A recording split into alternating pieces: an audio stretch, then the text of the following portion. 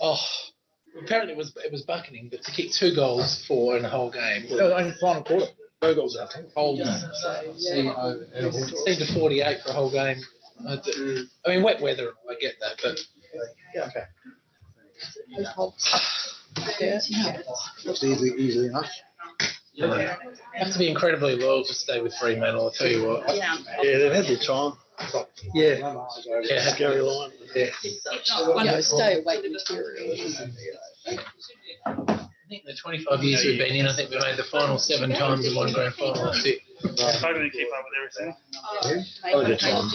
Irritation. I have to. Sometimes I go and sit on my bed and I think, right, I'm going to get stuck in, and then It's half an hour later, a lot of stuff. my iPad's out of power, and then I go to my office and do it properly.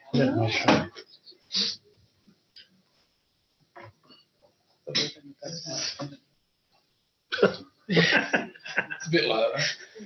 Oh, he said I was looking forward to seeing him at San Francisco. He's normally got some good things to add. Stop laughing, Mark. I just read a funny meme on Facebook. Oh, yeah. Right. Oh, hang on. Was it about myself? It's about a man with a white dog. I don't know.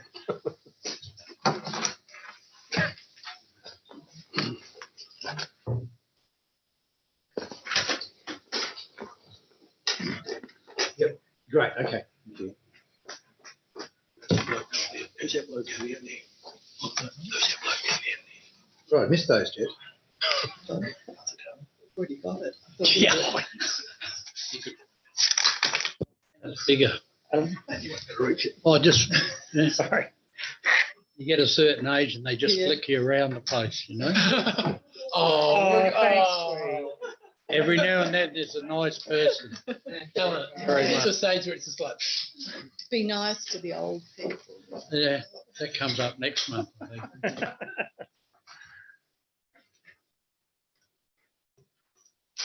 Oh, it's disappeared.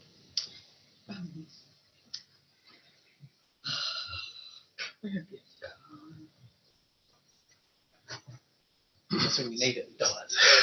That's a very nice bunch of natives there. Yeah. Citizenship. Please note, folks, there's been an updated flowchart provided to you for that item around the code of conduct policy. Every new resident. Enough to kill your eyes. Only one insertion, that's the second box here, which puts the mayor in there as per the policy change. It's not the CEO administering it, it's the mayor. So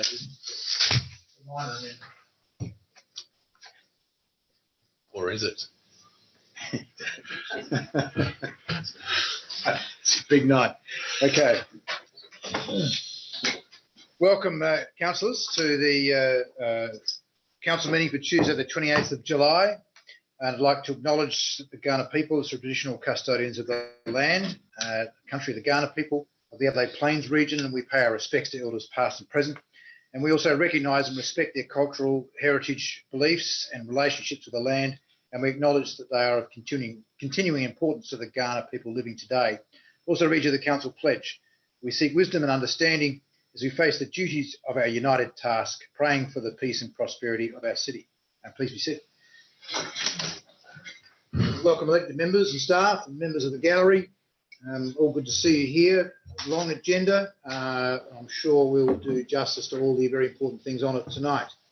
On leave, we have Neil. I think that's correct, isn't it? On no apologies.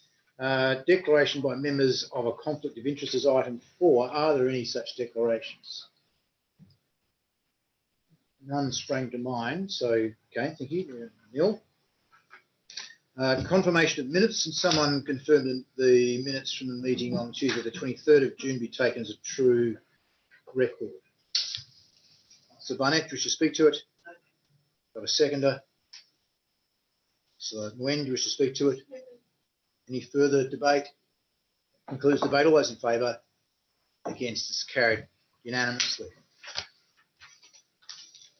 Do you have a new governance manager here?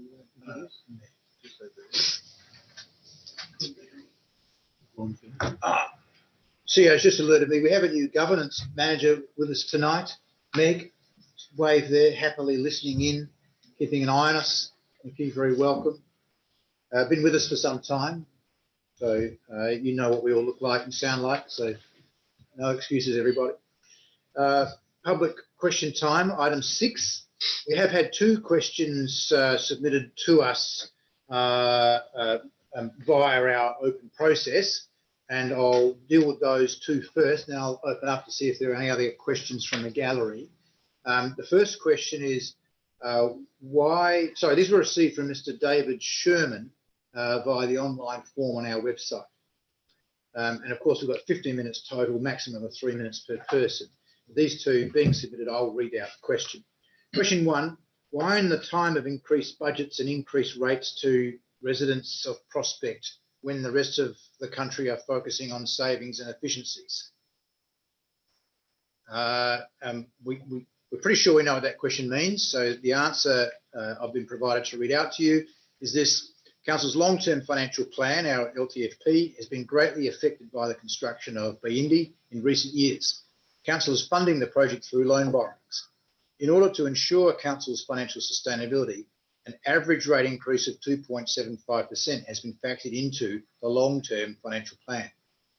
This draft budget process has been very challenging because council members need to take into account the continued provision of essential services, community expectations, and the need to continually improve the city, whilst having appropriate regard for council's financial sustainability and the recent unprecedented impact of COVID-19 upon our community. In order to fund this budget and for council to sensibly support vital loan funding for local economic stimulus, the average rate increase is projected to be only 1.9%. This increase is approximately a 1/3 reduction of what was projected in the long-term financial plan adopted by council in 2019-2020 and is below the March Adelaide CPI of 2.4%. The lower rate increase has been made possible through the use of working capital, combined reduction in operating projects and identified savings in the current budget. Unlike other councils, 82% of City of Prospect's rates revenues derived from the residential sector. It does not have a large commercial base or industries to help cushion the residential rates increase. That's the answer I've been provided. You can see it on the screen there. Question 2, we just moved to that, and I'll read out the question. I would like to ask Council daily productivity and cost saving instead of congregating every day at the Prospect Oval, thus having to pack up to return for breaks. They are subsisted in the hourly rate. Now, I have to say that I have difficulty understanding exactly what that question is. I'm not going to accept that question at this time. I'm going to ask the CEO to go back again to Mr. Sherman. He has tried to clarify this question, but sit down with Mr. Sherman. I'll do it online and say, please help us understand exactly what you're asking, because I want to provide the answer to Mr. Sherman's question. If we assume the wrong question, we'll give him the wrong answer. So we won't be dealing with that tonight, but I expect that will return next month. Now, I ask the members of the gallery, are there any questions from members of the gallery? No, that being the case. Can I ask a question? Not as a member of the public, councillor. No, I know, but About process? yes, process. Yes, sure. Yeah, it was just in regards to public question time. I know when people give a deputation, they have to give their name and place of address. Is that the same when they submit a question for public question time? CEO, address, is that required? I'm seeing our governance advisor nodding. So that would have to be Yes, declared it's in the meeting? Yes. So do we have Mr. Sherman's address for the purposes of the minutes? Yes, we do. Okay, thank you. So that'll be recorded in the minutes. Thank you. Good pick up. Right, if there's no further questions for public question time, that concludes public question time. I'll move to item 7, which is petitions. We have nil, deputations nil, questions without notice. Are there any? Councillor Ripp. Have a member of the gallery tonight who's particularly interested in item 10.15 of the Reconciliation Action Plan. Are we able to move that one forward? Does that need a formal motion to bring that item forward for that member of the gallery? 10.15. Finalisation of Reconciliation Action Plan. So the poor member in the gallery is not waiting for a very long time tonight. They'll miss all of the debate, the discussion. Well, that's up to, they want to stay after, but I think we should bring it forward. They may well want to say afterwards. I appreciate. Sorry, we're unable to hear from you in the gallery at this stage. I'll ask the members if they're happy to pull that item forward. I need to seek leave of the meeting. All those in favour? Against? It is thus pulled forward. Councillor Rip, are you happy to move it in doing so? Yep, happy to move that item 10.15 be brought forward. Sorry, point of order. Are we still in questions without notice? Oh, you're quite right. Thank you. Sorry. We're running 3 sheets of paper here. I should just be working online. Yeah. So that was your question without notice. Yep. The answer is yes, and it's thus been pulled forward. Are there any other questions without notice? Thank you, Councillor Groot. I uphold your point of order under section First time in 10 years. 225, I believe, is what is often quoted. So that's a throwback to a previous council. Are there any other questions without notice? Sorry, Councillor Harris. Yeah, my question is, and lucky enough I get mine printed, but I believe we raised it once before. So my question is it possible, particularly last Tuesday night, we didn't have a meeting, to cut this back in any way?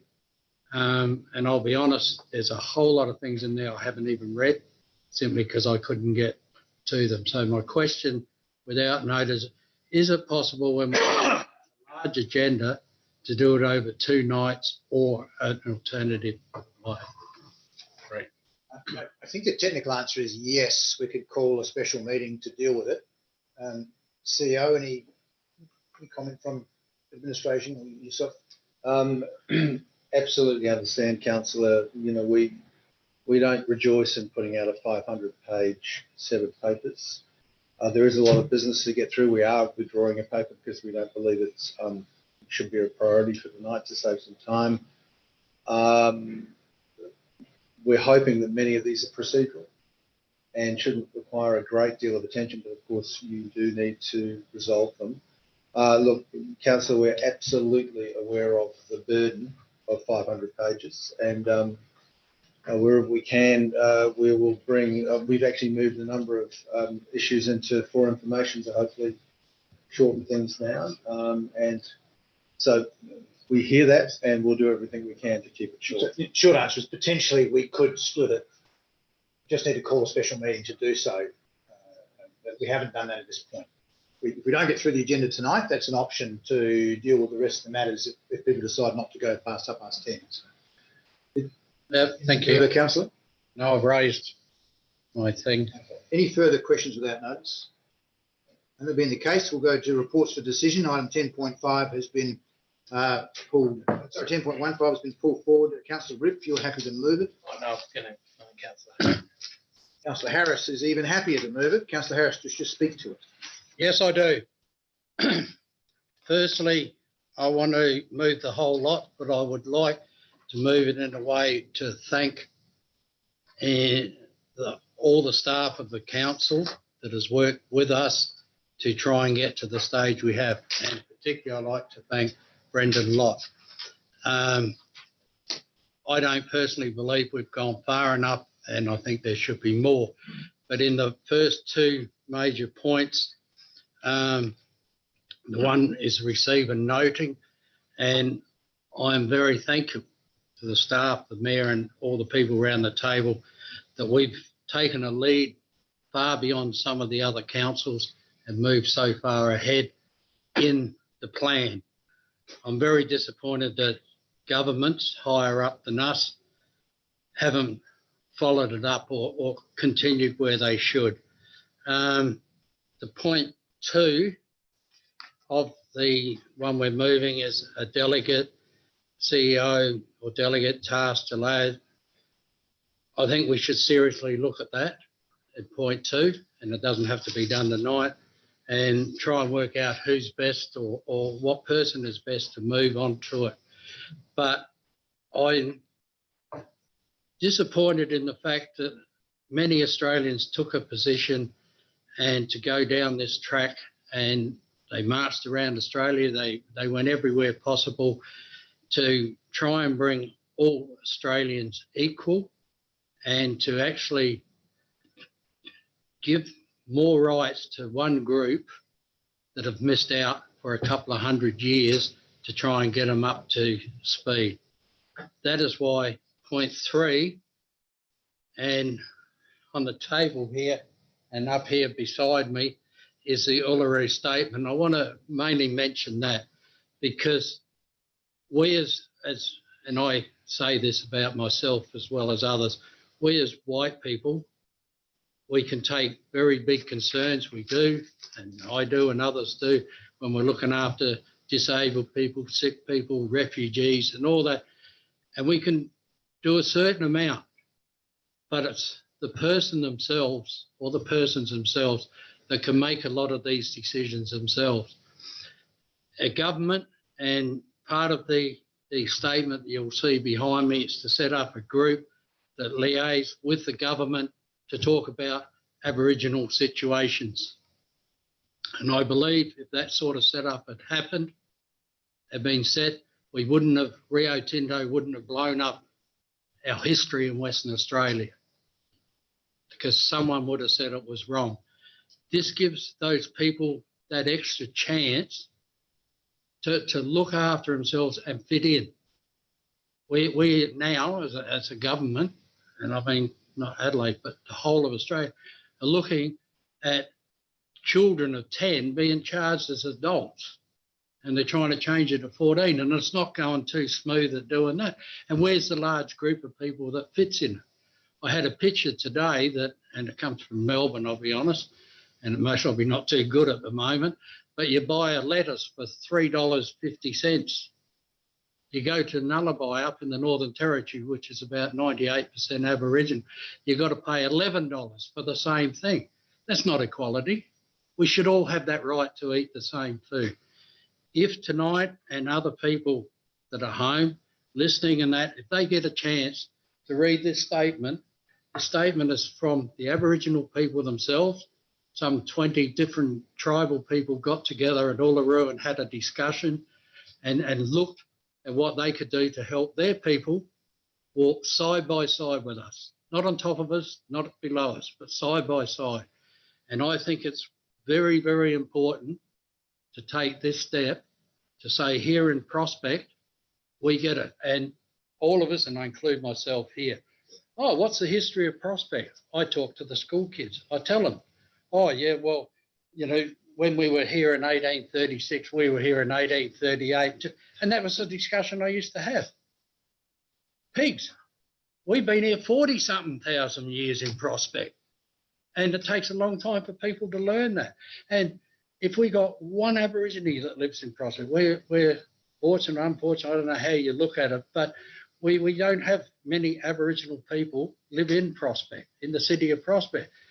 But if we got one, that person's got exactly the same rights to follow this path.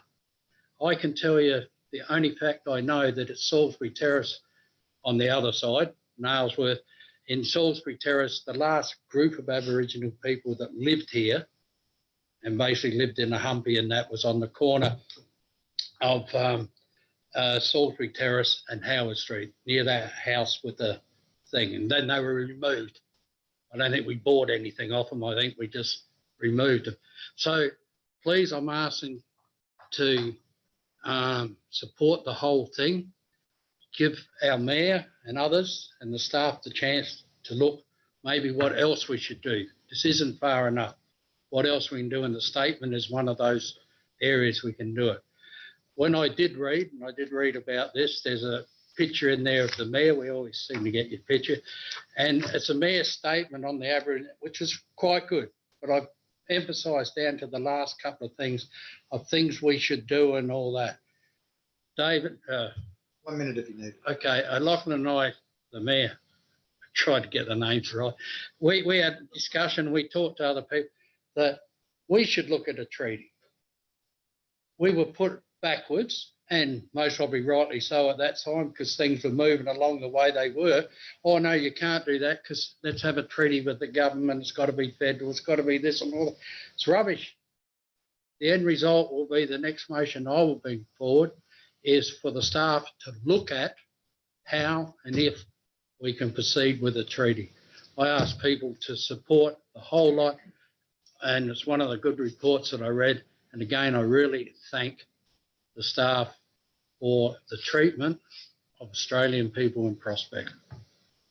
Thank you very much. Do I have a second? Councillor Barnett, I saw just first. Do you wish to speak to it? Yes, thank you, and thank you for your Councillor Harris. I think we've been working together over many years, been on council with this outcomes in mind, and I think the things that come to my mind, some people might say, oh, these are political statements. Well, life is politics, right? And I think we want to be part and parcel of ensuring that people have a future to look forward to, some with hope to look forward to.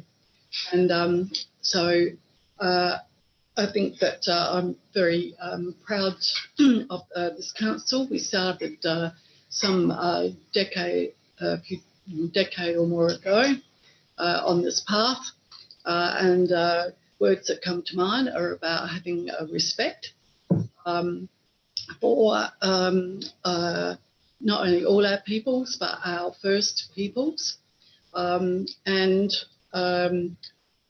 so I'm proud to be doing things like this. I'm proud to be doing things with the Friends of the Prospect Library, putting down that wonderful mural by the Aboriginal artist, being part of the Prospect Arts network with our wonderful gallery we've got down there, and displaying Aboriginal arts and taking part in a lot of the NAIDOC week to try and to promote to people and to make sure that our people everywhere, that we can all walk together equally and have respect for each other. And we're trying to do it in this way. So I encourage everybody to vote for this as another step in our walk with our First Peoples. Thank you. Any further debate? Councillor Group. Yeah, look, I'll just be brief because I don't want to repeat what's already been said by Councillor Harris and Councillor Barnett, but I just want to thank particularly Councillor Harris, who has been, I know, championing this personally for a long time. I just want to start with a question, though. I do, and Councillor Harris reminded me of this, so I'm hoping I can ask it. We did have a conversation about treaty probably 18 months ago, 2 years ago, and I know that predates a current CEO, but I just wonder if I can ask that question, where that process got up to, because I thought we had agreed to pursue it. I can't recall where that went. And I realise it may not be able to be answered tonight, but I'm happy for it to be taken on notice. I can give it a go. Okay, great. I'm proud to have been behind pushing that local government start that process because, as it was pointed out to me, this council only has to talk to one nation, the Kaurna people, in order to have a treaty. The Commonwealth might have to work out how to talk to 360 nations, of which some don't have any descendants. And that's very complex. Who signs what? For us, it's relatively simple. I'm not saying simple. We put a motion up to the annual general meeting of local government for local government to help us work out what process would be appropriate for councils. I think it was about 4 years ago. They spent a considerable amount of time on it, trying to work out what the process was. The state government, the Victorian state government announced within 3 months of that they were starting a treaty process. The state government here announced within a month or so that they were starting one. Neither of those two processes have moved far enough. The Victorian process got a bit further. The current government stopped the process in South Australia when they got office. And the LGA found it very difficult to work out where to get traction with finding who was the expert in what that means. So they basically stopped work on that initiative. I've since had conversations with opposition spokespeople at the federal and the state level. They are now very keen for local government to see that it has a pivotal role in advancing this agenda because they can see how hard it is at the state and federal level. So they were very encouraging when I raised it with them, I think only 4 weeks ago. So the LGA hasn't said no, but it just who do you ask? And that's the problem they had. They went to Victoria and South Australia and couldn't get a sensible pathway because no one has done it. I hope that answers the question. Also, CEO, if you've got any further to add to that, but I think that's. No. that's it. Thank you. That's really helpful. And I think it is incumbent on us to keep pushing that forward in some way. I just want to make one brief comment about the Uluru Statement from the Heart, and would just encourage you, if you haven't had a chance to actually read through it in silence, please do so. There's a line that I just want to call out though. We call for the establishment of a First Nations voice enshrined in the Constitution. And for those of you sitting around this table a couple of years ago, probably around that 4 years ago as well, local government in South Australia were arguing to have a voice in our Constitution and to be recognised nationally around being a tier of government. And so I think if we can do that and we can support that as a City of Prospect, as a local government body, I think we should absolutely be supporting this as part of the Uluru Statement from the Heart. So I really recommend you have a read. It's very, very powerful words. I'm sure you all have already, but reread it again and understand what those words actually mean. But I really support it. I'm really pleased. Thank you to staff who have done a lot of work on this, and I'll certainly be supporting it. Thank you. Thank you. Deputy Mayor. Again, not to repeat what former Deputy Mayor Groot said that he wouldn't repeat. I think we're all behind this, but I think that I've always blown away by Councillor Harris's passion for this, and I've had some conversations with him about things that he's really passionate about, just to get to understand why he's passionate. And I know the staff and people who've been here for a long time have played a role in driving this forward, but Councillor Harris definitely needs to be congratulated for being the champion of this from my perspective. So congratulations, Councillor Harris, and everybody else who's been involved as well. Just looking at page 290 of the agenda and looking at the action plan 2.1 action, and then deliverables, and then down the bottom, organise a relevant staff and elected member cultural bus tour of local places of Indigenous significance, including the northern areas of the Adelaide Parklands. A question, so this is slated to happen in March 2019, but obviously that hasn't happened. I'm assuming that we're reviewing these deliverables, picking up on things that are still waiting to happen and making sure that they are on the agenda now that we can go and do things like the bus tours. So there's a question? That's a question, yeah. So Mr. Chair. you sound like you're asking a general question about the whole thing or just that one? About the whole thing. I mean, that one stood out for me as something that I personally feel like I need to participate in that kind of activity to get much more knowledge about this stuff, so I can continue to get behind it. But yeah, so therefore the question is, are we circling back to the deliverables here and making sure that they're scheduled to take place? Okay, thank you. CEO? Through you to the Director, please. Thanks for the question, and through the Mayor. One of the interesting things we found when we were going through this RAP process is that it's required to have an end date, which is sort of unusual for a strategic document of this type. What we've shown is that whilst we've achieved 90-odd% or 95% of the objectives, there are some that haven't been achieved. This one in particular was slated to occur in March 2019. As we know, the world changed in March 2019. At the bottom of that page, it does make mention of that it is being rescheduled. So this current financial year, we've been in discussions with local Indigenous man, surname Wanganeen, lost his first name off the top of my head. So he's looking at putting together an itinerary. He's working with Brendan. There's been some emails in the last couple of weeks over that. Now that we can get back on buses, when can we do this activity? Going back, I guess, to the detail of the question, having an end date of the document to us doesn't mean that those objectives that haven't been achieved are forgotten. We believe that they're still enshrined and entrenched, and we know that there's some items that sit with the Manager of Governance, and the new Manager of Governance has been made aware of those, and that's part of her work plan going forward. I think it would be imperative for us in looking at going into the stretch RAP to grab the targets or the recommendations that haven't been achieved and put them up front to make sure that they are achieved and move forward from there. Thank you. Councillor Deputy Mayor? So this date here is March 2019, not 2020. So is this date wrong, or is this date's not wrong? Director? Through the Chair, the date in the cropped out portion of March 2019 was the original forecast date from the RAP when it was cast 3 years ago. Okay. And now what we've done is gone through each one. Certain ones haven't been achieved for a number of reasons. This one, the obvious COVID reason. Thank you. Mayor, I think I'm satisfied with that answer. Thank you thank you. to all involved. Any further debate? Just from the chair, that this is something that I've developed much of an appreciation for over some time, and I think that's what it takes most people, or maybe I'm just slow. The statement from the heart is a very powerful document, and we've got this version here.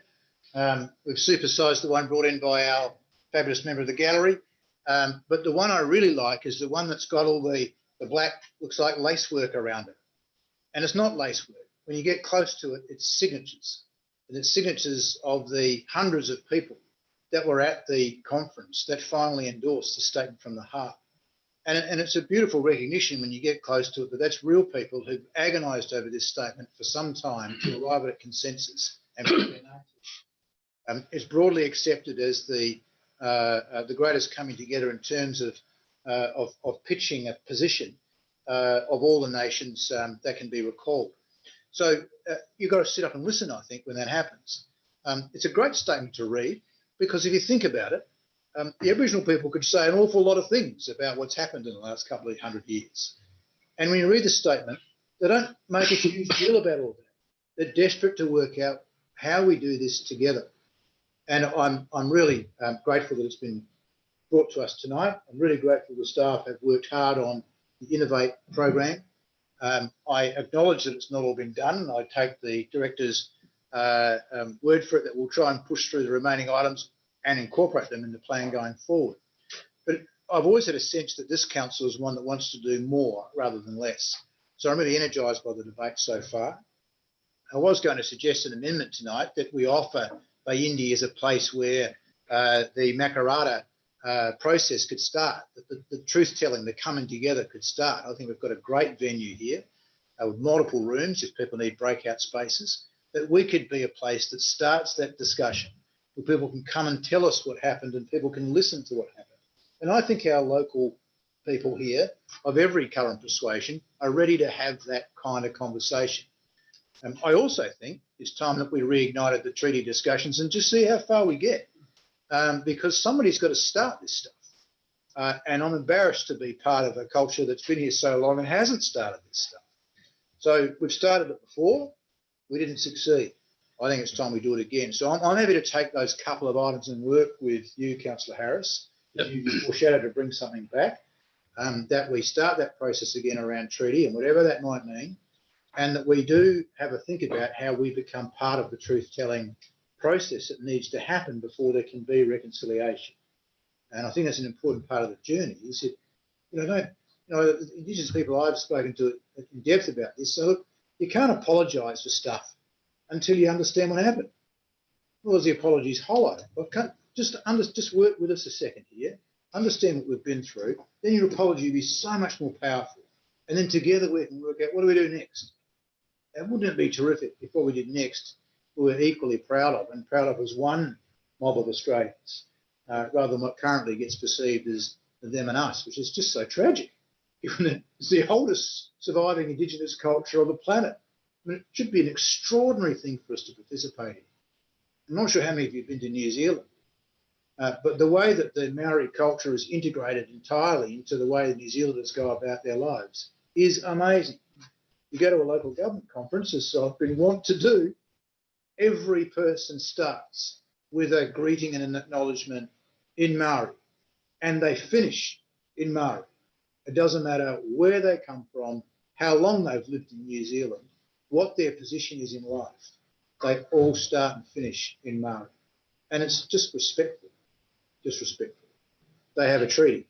And there's reasons why we don't. I'm not going to go to that tonight. But I think it's important for us to not just go for a stretch process here, but to get on with the job. There's a lot we can do. And I think we have done much more than even we thought was possible. And it takes passion from people like Councillor Harris.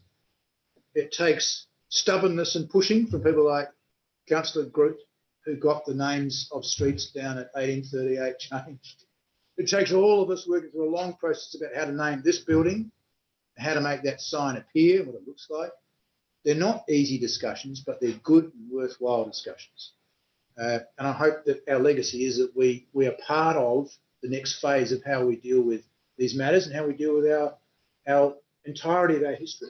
Because to me, the prospects for that are just so exciting. It'd be fantastic. So enough from me. I endorse what's here tonight, and I look forward to a discussion ensuing with you, Councillor Harris, about what might be next that we ask Council to have a look at. Thank you. Any further debate on this item? If not, Councillor Harris. Just very, very briefly, and thanks, Christina, when you seconded it and you pointed out, and I was lucky to be here, and Christina was the mayor when we put our first name down, Nunewira, over in Mawson Street, and we had an argument,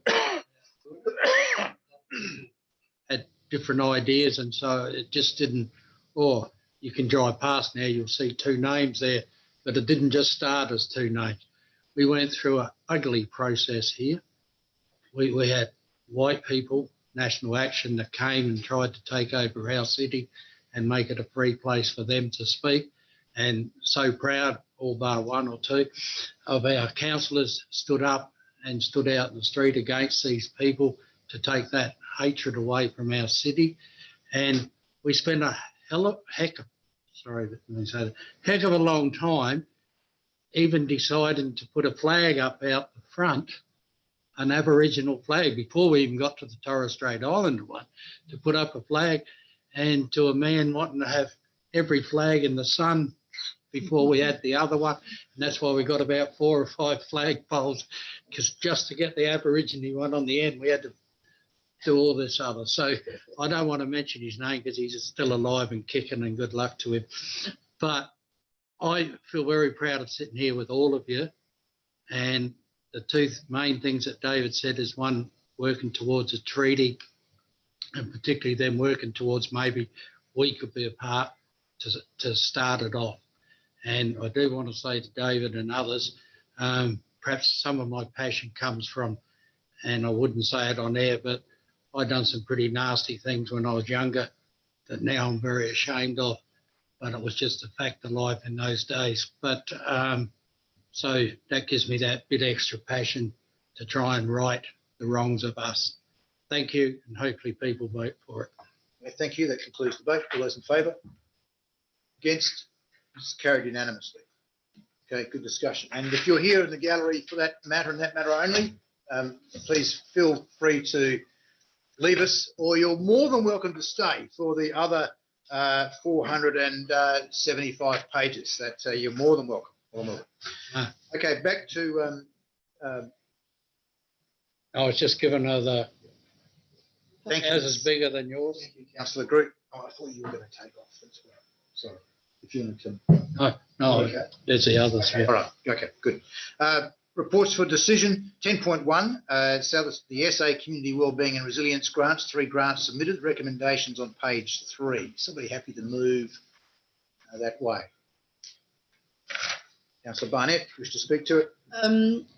I need to commend it. I think it's a good report, and they're worthwhile projects to go for grants, and particularly having heard the Prospect singing group when they were in full voice and we could actually hear them from up here. It was very uplifting. So, yeah, I'm very happy to support this. Got a seconder? Yeah. Councillor Harris, wish to speak to it? No, just to endorse the previous speaker. Thank you. Any further debate? Councillor Nguyen? I was contacted by a resident. She was new to the area and she stumbled on the Prospect website, in particular the singing group. So she attended a few of the Zoom sessions during the singing session during the COVID period, and she said that, and I quote, she felt really connected coming to the singing group, energised, happy and part of the community. It has helped my mental health immensely. There's a mixture of ages and ethnicity attending the group. To me, this is the meaning of community. So I think this is really good feedback, and this singing program is very vital and beneficial to the community. I hope that we get the funding for this one. And yeah, I think in the future, if the results come back and it becomes unfavourable, I'd like to propose that maybe council look at varying the budget and allocating the amount, the $40,000, to relaunch this Well-Like program, because I see the benefits of it. But let's just have our fingers crossed and we get this project, this funding for this project. Thank you. Would you be able to forward that feedback to the CEO so we can let the staff have a look at that? That's fantastic. Thank you. Any further debate on this item? Just briefly, in terms of item 3, that we're asking staff to review the policy to remove confusion around grant processes with no budget impact exists. So I've just reminded staff that sometimes there's a budget impact that's not a cash outlay, but it's an absorption of staff time, and therefore there's an impact in terms of an increase in service level or a diminishment of service in other areas to compensate. So there's no such thing as a free lunch. So I'll take that into consideration when they're looking at this. And we put a policy in that says, tell us what you're applying for. I think it's working well. These have been applied for, but we're seeing them retrospectively, and I think I'm very, very comfortable with that. But as I said, no such thing as a free lunch. Thank you. Further debate? If not, Councillor Barnett, do you wish to sum up? Okay, that concludes the debate. All those in favour? Against? Is carried unanimously. Thank you. On 10.2, PDI Act Local Design Review Scheme Consultation. We have some revisions to the recommendation, particularly part 2, where it was thought that we should spell out a little more what goes in the CEO's letter. So these 3 bullet points have been added. If you could just read those.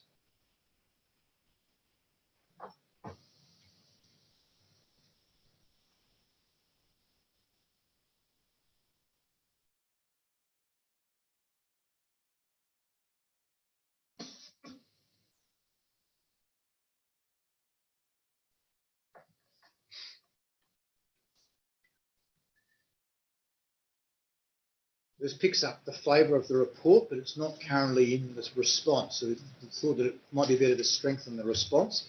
The first 2 reflect our current practice, which has seemed to work pretty well. In fact, Odessa, I'm told, has been out to have a look at it and discuss it. The third bullet point is we would really like our reviews to have more strength in terms of CAP's assessment of the process, of the final application process. So is somebody happy to move that in its revised form as per what's on the screen? Councillor De Backer, do you wish to speak to it? Is it to the revision or the whole motion?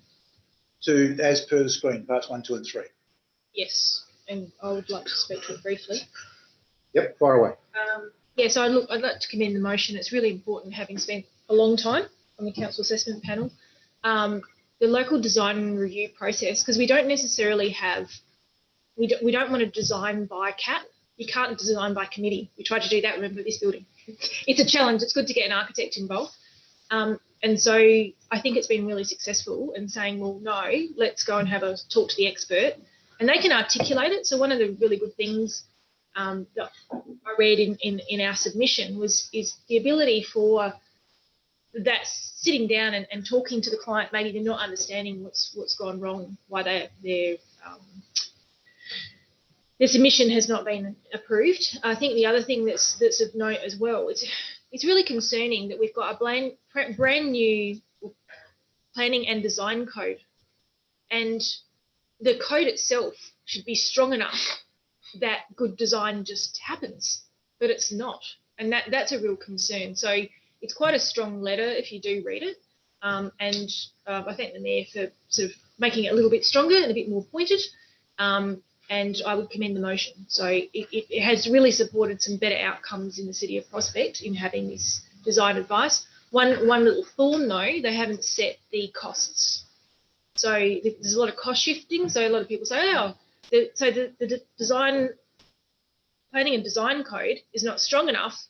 Therefore, it's being pushed back to local government to do and we can't charge enough to deliver the service, and it's a real challenge. So we have a new minister, I believe. So I'm sure there'll be lots of conversations had. Indeed. Do I have a second? Thank you. Do I have a seconder? Councillor Barnett, wish to speak to it. Yes, been a bit of a passion since at council. We've tried to address perhaps part of our disappointment of the first brush that we had on Churchill Road, and along with our community comments and feedback, and thought, well, surely we can do better. And I think what we came back with, it captured the imagination, and we got excellent feedback from other local councils, even from the government quarters, and the way that it just worked, I think, was really to be commended, because it actually worked. And then to find out in this new planning proposed, that there's such a low, well, not even a threshold put on local design, particularly that with this rather one plan captures all. Well, we know that not all of our suburbs, our local council areas, our central city compared with our middle ring suburbs and so forth. So I really commend this, and I'm really heartened that we are going in much stronger in this matter. And I'm just hoping that we might even be able to meet with the new planning minister to be able to explain why we want to go down this path and have not just good design, but excellent design, because this is our future that we're talking about. So I just hope that everybody supports us with the amendments. Thank you. Any further debate? Being none, Councillor De Backer, do you need to sum up? No, that concludes the debate. All those in favour? Against? It's carried unanimously. Thank you. 10.3, the LGFA COVID support package, recommendation page 36. So I'll be happy to move it in its current form. Ed, wish to speak to it?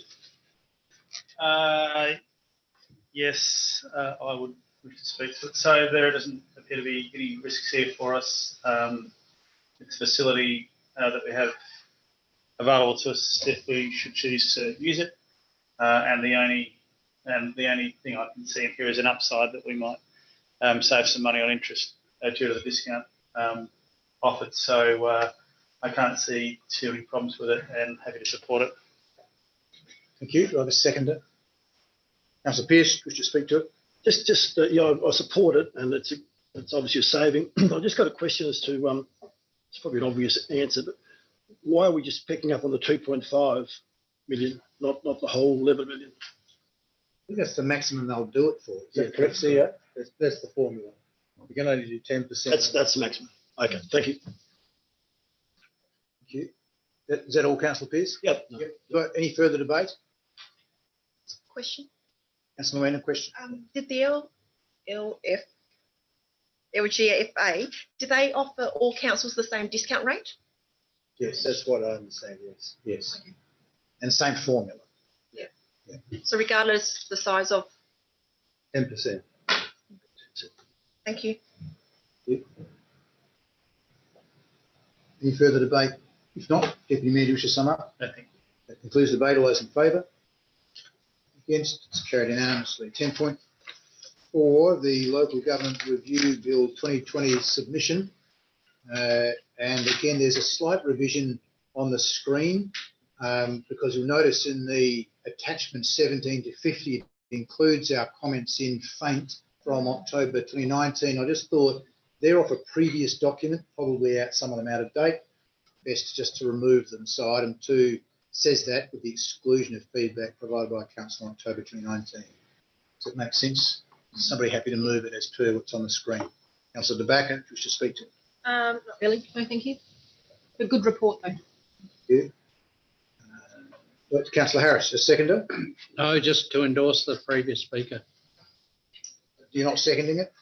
Oh, yes, I'm seconding it because I'm endorsing. Yeah, thank you for clarifying that. It was my mistake. I didn't understand that. You're a bit slow, Tom. Any further debate? Can I just alert you from the chair, just to try and keep it brief. The issue of rate capping keeps rearing its head for reasons which are, I think, purely political. There seems to be no other reason. We've had our lowest rate rise here for 20 years. The whole sector's had its lowest rate rises in over 20 years, and still we're being beaten up about this. It just makes no sense at all.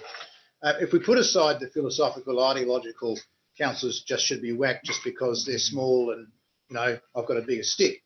If you have a look at the way the clause is worded, we would have to put a budget submission to ASCOSA or whoever the body is in December.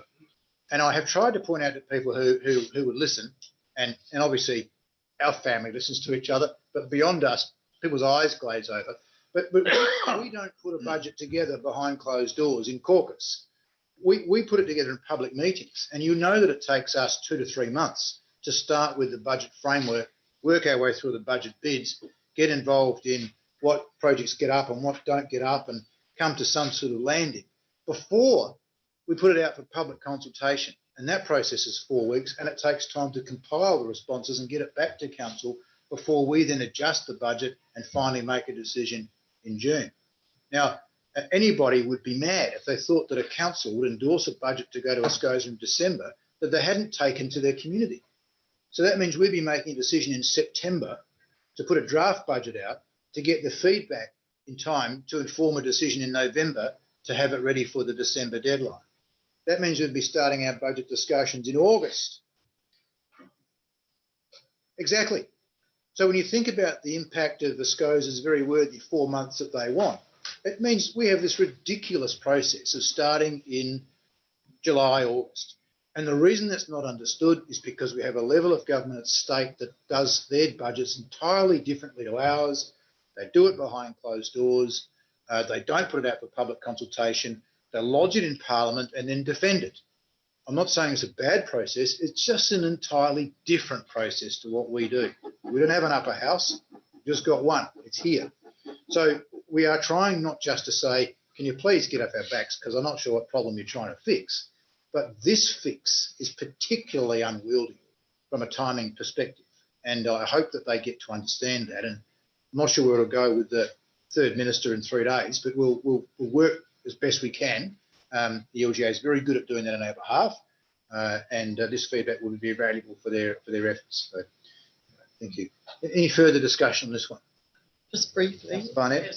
I guess, you know, in 30 odd years, I'm still amazed the fact that state governments pass, you know, want us, local government, and to be more efficient, more accountable, and yet they put on legislation onto us, which means we have to pass, you know, the costs of running all these legislative things onto our ratepayers. So ratepayer, you pay taxes, you pay rates, and it's all put onto you by the one level of government at the state level. You know, so if they're going to want us to do things, put them into legislation, they have to give us opportunity to be able to raise money, or somehow not through the rate system, in my opinion. So I think we can't go hard enough and strong enough on this. We're willing to work, and we have shown and come up with some good ideas about how we can be efficient as a sector, and we want to be efficient as a sector. But we can't if you keep on being hit with this big stick of you having to pay for your things to go, you know, to a planning review or to a COSA, and, you know, so anyway, I'll stop there. Yes. It's hard to know when to stop, isn't it? Any further debate? If not, Councillor De Backer, wish to sum up? No, thank you. That concludes debate. All those in favour? Against? This is carried unanimously. 10.5, the Local Government Finance Authority Annual General Meeting 2020. Recommendations there on page 89. No one's asked to put a motion up, so we don't need to worry about any of that. It's pretty straightforward. Is somebody happy to move it in its current form? Councillor Barnett, do you wish to speak to it? Deputy Mayor, you happy to second it? Yes. Wish to speak to it? No, thanks. Any further debate? That concludes debate. All those in favour? Against? Is carried unanimously. Item 10.6, Local Government Association 2020 Annual General Meeting. Again, fairly straightforward, I think. Is someone happy to move it in its current form? Councillor Ripp, do you wish to speak to it? A seconder? Councillor Harris, do you wish to speak to it? Just to agree with the previous speaker. Any further debate? Councillor Ripp, do you wish to sum up that excellent speech? How could I? No. Concludes debate. All those in favour? Against? Is carried unanimously. Item 10.7, nominations, Local Government Association of South Australia President and members of the Greater Adelaide Region Organisation of Councils. Recommendations on page 100 to 101. Part 1 can be moved as it is, but Part 2 and Part 3 need a nomination. Can I just say, just to cut short, I'm not intending to nominate for the position of President, so you'll note the eligibility criteria. I'm the only one here that can nominate. We can nominate somebody else if somebody wants to, but just letting you know, I wouldn't accept a nomination at this point, but I am interested in the next one. Somebody happy to move us along, Deputy Mayor? Yes, I would like to stand up. Nominate Part 3, nominate Mayor Lachlan for a position on the Eastern Regional grouping of the Garrock. Happy to accept, thank you. Any other nominations? Being the case, Deputy Mayor, are you happy to move that way in terms of what will now be Part 1 and Part 2? Part 3 becomes Part 2. You're not moving someone for President, are you? No. I'm happy to move that way, yeah. Thank you. Do you wish to speak to it? I wish you all the best with your nomination for the position and look forward to hearing the outcome. Thank you. It's almost as good as Councillor Ripp's previous speech. Do I have a seconder? That was much better. Councillor Barnett, you wish to speak to it? No, I think the Eastern region grouping and that will benefit from your wide experience, and it also means that we get a bit of a voice at the table, being one of the smaller councils. Indeed. Thank you. Any further debate? I support the Eastern Bloc. It's a very simple voting ticket there. Thank you, Councillor Harris. Take that as a speech. There's no further debate. Deputy Mayor, do you wish to sum up? No, thanks. That concludes debate. All those in favour? It's carried unanimously. Item 10.8, unreasonable complaints policy. Unreasonable complainants policy. Sorry, this is a very important distinction. The recommendations on page 122, 123. Somebody happy to move it in its current form? Councillor Backer, we should speak to it. I look at very welcome. I think it'll certainly, and just to be clear, it's not to dissuade people from making complaints. I always encourage people to make complaints, and especially if things are escalated because someone has to get back to them or whatever, because we always want to improve communication between ratepayers and people visiting the city and our service levels and that kind of thing. However, what it does do is just gives clear policy when everything else has been exhausted. And we've certainly seen examples in other councils where, you know, it has become a problem. And it's been looked at from sort of policies interstate, and I think it'll give the organisation a bit of direction how to handle it. So it's a bit of peace of mind for us and also the public and our wonderful hardworking staff. So thank you very much. Thank you. Do I have a seconder? Deputy Mayor, just to speak to it. Yeah, and just to draw everyone's attention to page 132, the appendix A is a good part of this document, which clearly outlines examples of complainant conduct and strategies for dealing with. So I think it's good that we have that level of definition and understanding, so that all staff members involved are on the same page and able to make decisions along very clear lines. So particularly appreciate the work put into putting together Appendix A. Yep. Noted. Thank you. Any further debate? Councillor Ripp. A question. If the CEO and staff determine someone to be that falls under this difficult complainant, how will elected members be notified? Because it's likely that we will come across people in the community, pass on feedback. I'd like to know how we're notified in the process of difficult complainants. CEO. I might just through you, Chair, ask governance advisor whether that's in the policy from your. Because I don't. It's not in the policy, but we've been looking into a complaints register that would be shared with possibly council members. A complainant's register. A complaints register. So, CEO, I imagine that Yes. if you've made a determination under the policy, Yeah, we would have heard from that person. yes. And I guess, I'm sorry not to try and patch a solution here on the run, but you would know the councillors that they've been in touch with and be able to inform us, I would assume, because there'd be a chain of emails by the time you get to this point. I would assume that's generally what happens. Indeed. So if we got to the relatively extreme position of having to say that somebody was an unreasonable complainant, like a vexatious complainant, we would certainly inform elected members that we've come to that position. And I've no doubt the reasons why.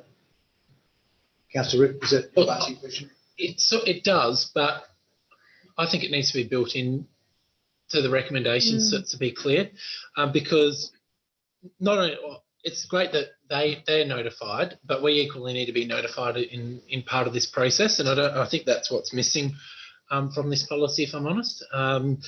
So I would seek to move an amendment. At the risk of doing it on the floor, I'd actually like this item to be deferred, unless we can do it. This item be deferred and brought back to council with elected members actually considered in this process, if it can't be dealt. So perhaps we'll ask the CEO that question. CEO, is it something that can be dealt with here simply, or would you rather take that away and recommendation? I think I'd rather take it away and bring it back, because I think there needs to be, here what you're saying, Councillor, we need to make sure it fits properly into the policy so it's seamless.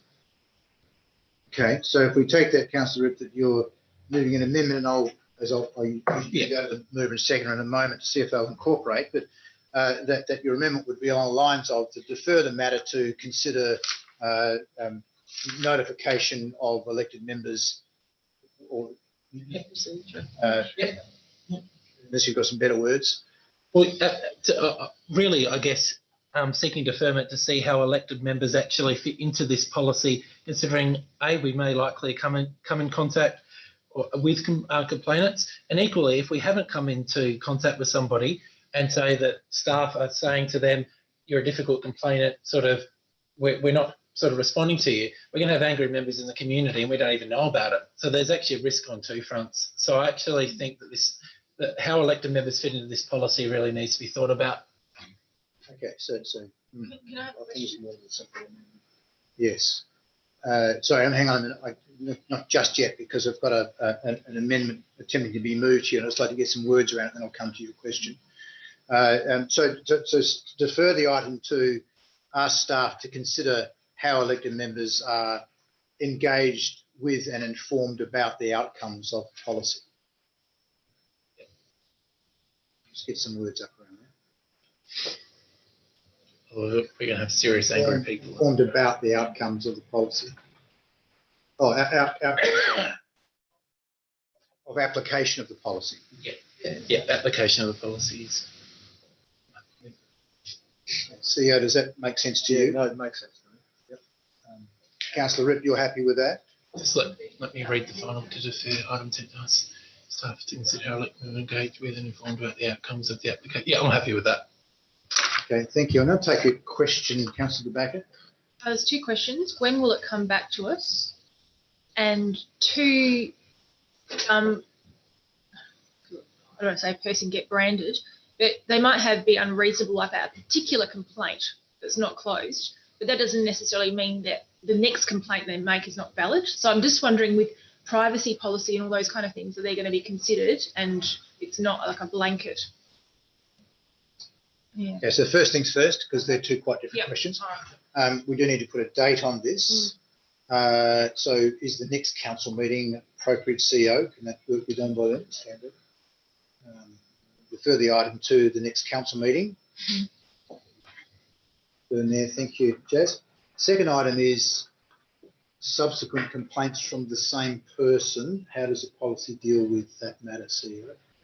So thank you for the question, Councillor. It's a very, very good point. This is not about complaints, it's about complainants.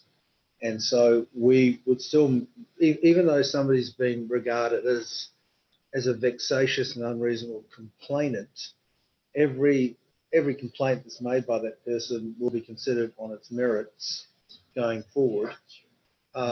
It's about the behaviour of the complainant, not the merit of the complaint. Okay, good. Okay, I'm more comfortable with that. Thank you. You happy with that? I'm now going to move and second it to see if they're happy to incorporate, and that includes you, Councillor De Backer. You are, and Deputy Mayor, happy to incorporate the change? It's a simple yes or no.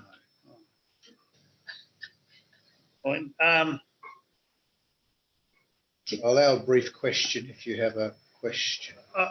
Yeah, I do have a brief question. Thank you. Well, Given that this policy, I believe, is based on existing policies from other councils, I'm surprised that that has never come to the table before. And this seems to be specifically around how the administration team would handle unreasonable complainants. I'm not quite sure where the elected member sharing of information comes into it.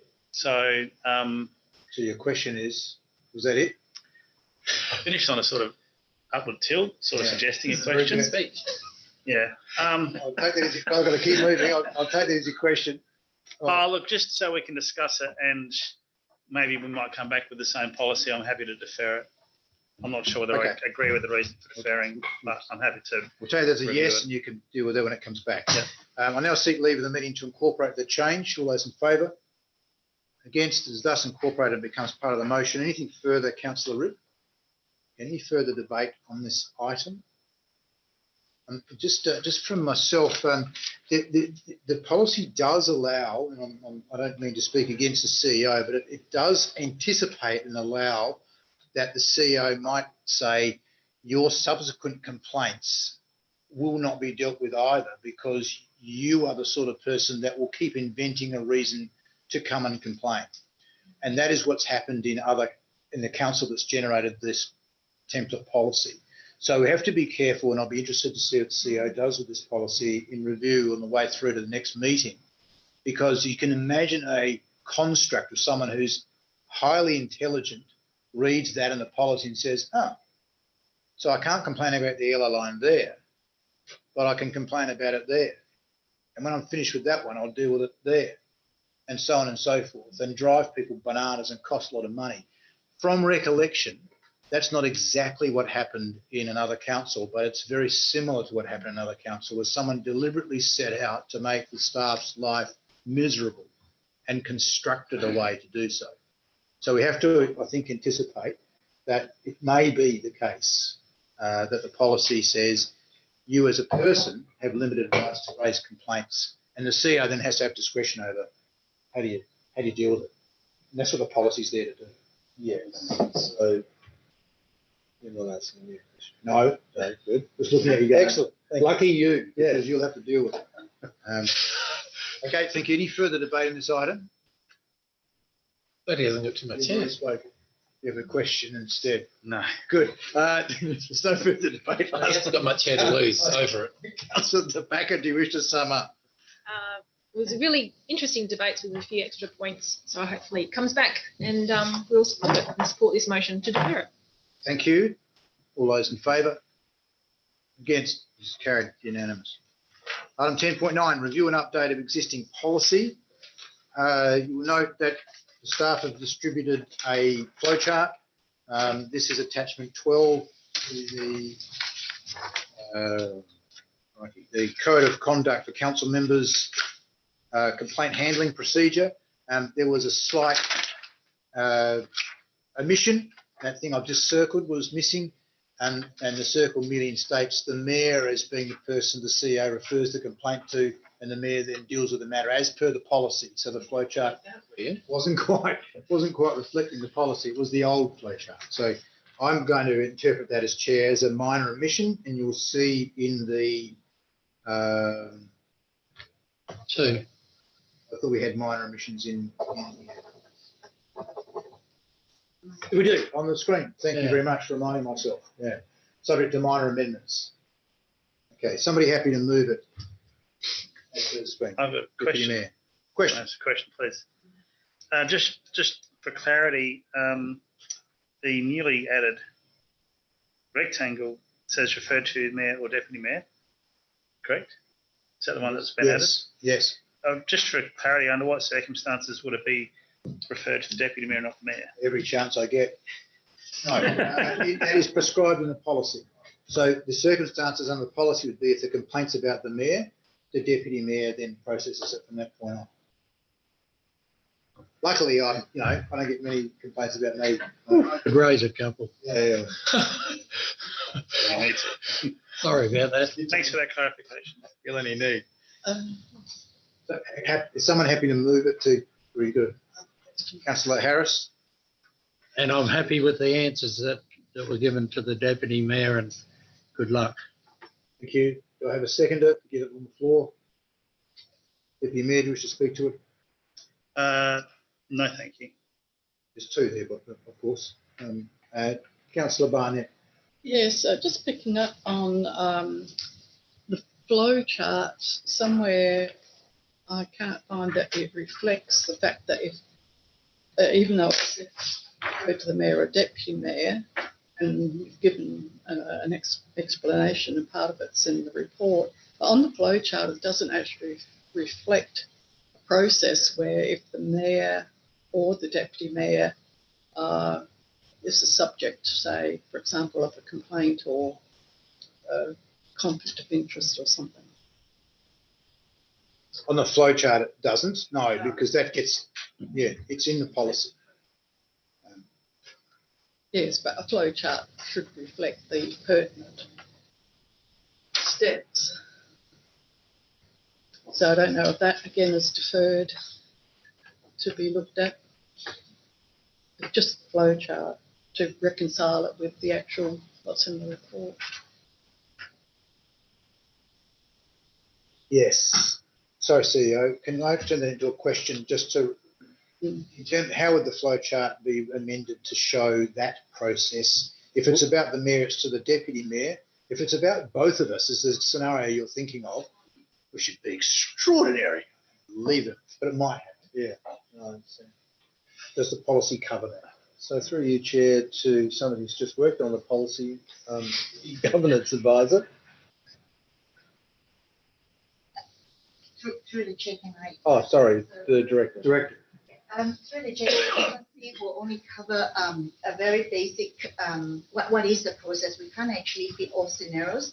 In the event that if it's the mayor and the deputy mayor, we will revert back to the CEO as an administrator, and then probably to determine that is not actually included in the policy if it's both the mayor and the deputy mayor. As I understand it, sorry to ask a supplementary question, that wasn't in our previous policy, never has been contemplated, has it? That's correct, never has been. The only change in this policy through the chair is changing from the CEO that administered this, that administered the conduct, and right now is the mayor. That is the key change of this policy. It has never been in the existing policy where both the mayor and the deputy mayor, how do we deal with that? That would be the CEO in the old policy. I could just Yes, Councillor Barnett. follow up. That was only part of my question. Here it says complaint received by CEO, then it can't be referred to the mayor. I don't know, it just seems that you need another little branch. off anyway. That's, To, well, there's nothing in there still that says if a complaint's received about the mayor, then it should have a little branch off that says, you know, la la la, and goes that way, and then follows So whatever. Deputy Mayor. This is where flowcharts have their limitations, and you can have lots of permutations and end up with a pretty messy chart. I could suggest that you amend it so we don't include the flowchart, because the policy itself is simply the policy we've had with the CEO and Mayor's roles updated. And that would be to change part 2 to, say, attachments 2 to 11. I mean, this can be for information. Yes, but not part of the policy. Yeah. Yes. Is that where you'd like to move as an amendment? Yeah, at this stage, I think it's sensible.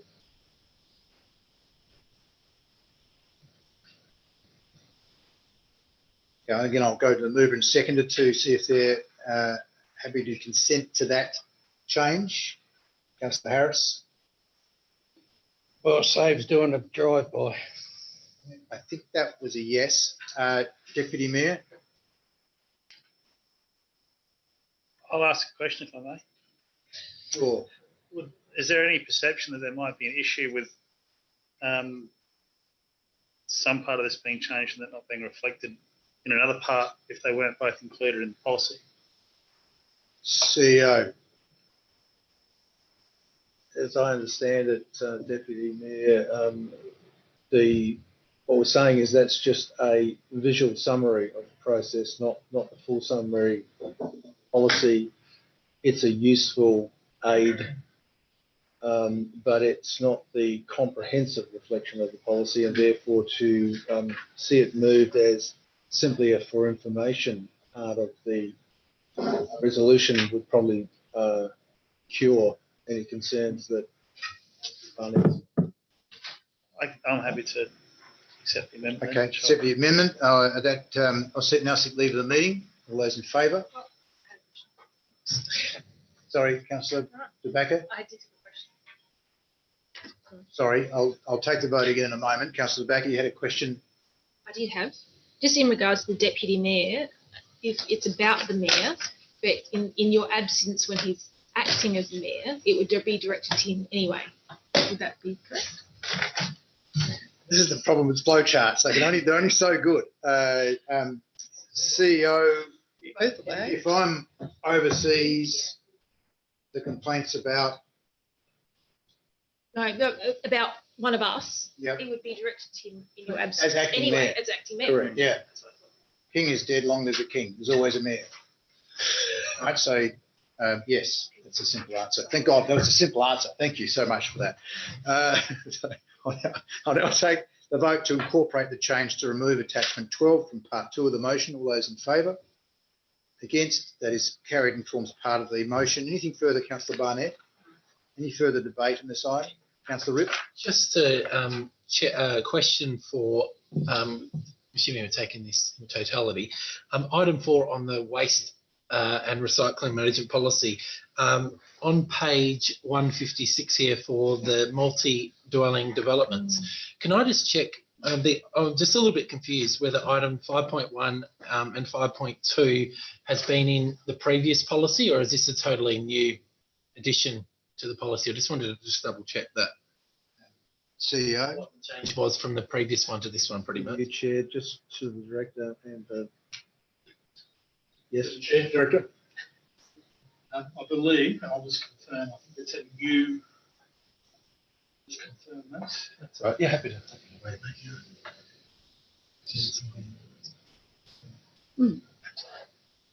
Will the Director for Planning? Updated description to limit to no more than 10 bin presentable curbside to reflect council's current practice. And 5.2, added information on options if bin numbers exceed 10 curbside to match current practice. So I believe they were in the previous, but they've been amended to update current practices. So just a further question. So the previous practice didn't limit the bins, the amount of bins. Is that right? Through the chair. Director? Chair, I'm not sure. Director of Planning, you had to shed any light on this one at all? Through the chair, unfortunately, I haven't cross-checked those specific clauses with planning policy to determine whether or not those have changed. But what may add value is when development is lodged, part of the assessment is to look at the availability of curbside and then look at the width that the bins would take up as part of an assessment to then discuss whether a commercial arrangement is required in lieu of the 3-bin system. So rest assured, there's never an approval, certainly in my time, of a development where there would need to be more bins than curb available. So we wouldn't have that overspill, which is where that policy tries to give some guidance. Councillor. Further question. I think for me to know how I'm going to vote on this item, I specifically want to know, have we, and surely someone please can answer, have we capped before? Have we what? Have we capped the amount of bins at a particular site that we would collect? Because if this is an addition, so the previous, in our previous policy or what it was before, did we actually particularly cap the amount of bins that we would collect? If you can't answer, you can't, but I would hope that somebody... Sorry, I'm aware we have through the planning process. So, if I may, through the chair, I don't necessarily would use the word cap. However, what happens is we say that our bin system or our collection system is not appropriate for that type of development on that site, and you need to make arrangements for a commercial system or a commercial pickup, and that's where that goes down that path, and then they'll look at the kilograms needed and the size of the bin area. Thank you, Councillor. Well, as it stands, if I don't know if you're willing to do this or not, Mayor, but I'd like this taken in parts, if possible. You're taking in parts. Thank you. At this stage, I'll support items 1, 2 and 3. I'm leaning towards not supporting item 4 at this stage, only because my personal, and people may disagree with me, but my personal opinion is that if we are approving development of a particular site, however the legislation is, whether it's we have to because of state or council, I think if we approve development, we're saying to the community that we accept that development. I think if we accept the development, then we really should be providing a bin collection service. That's my view. I think people pay the rates, they expect their bins. Whether you view council rates as a tax or as a fee for service, there is that expectation or that perception in the community that people expect their bins to be collected. I think if we're going to be capping how many at a certain site, I have a problem with that. I personally would feel with my council rates being paid that I would expect bins to be collected. I know that I know that there is issues with those multi-dwelling developments, but that is a perception in the community. I think at times perception's reality, and I think if we're saying that we approve a development in the community, that we really should be providing or doing our damn hardest to provide a bin collection service. So at this stage, look, please correct me if I'm wrong. I do, but that is my opinion. At this stage, I won't support item 4 with the changes. That's just where I'm sitting at the moment. Happy to listen to other speakers though. Yeah, thank you. Simon. Sorry. I believe the director may have more information if someone wishes to ask for it. Councillor Barnett. Yeah, so I have a question on that part 4. And my question is that if I have been, for example, given to me when I move in, I subsequently buy an extra one. So does that mean that I am only still allowed to put out one green lid bin and not my 2 bins? Well, I think when you pay for the extra one, you pay for the right to be collected. But I'll go to the director who'll give us that answer and maybe another answer at the same time. Director. The Chair, yes, you're entitled to put out that second bin. And the current policy regarding multi-dwelling developments states that the owners of units in multi-dwelling complexes are entitled to access all 3 bins. However, the owner may choose, with the agreement of council, to share a combination of bins. Any sharing arrangements will need to be maintained to maintain waste collection standards to satisfy the council. So it says for multi-dwelling developments only. So we don't cap it. So that's the old words, and we've got the new ones in front of us. Thank you. Councillor Harris, do you wish to? No, I was just saying someone was waving their hand around and I thought you didn't notice. I did, but I'm not at liberty to allow anyone to speak. under your rules. Thank you. Any further speakers in this item? I have you as seconding, Deputy Mayor. Oh, sorry.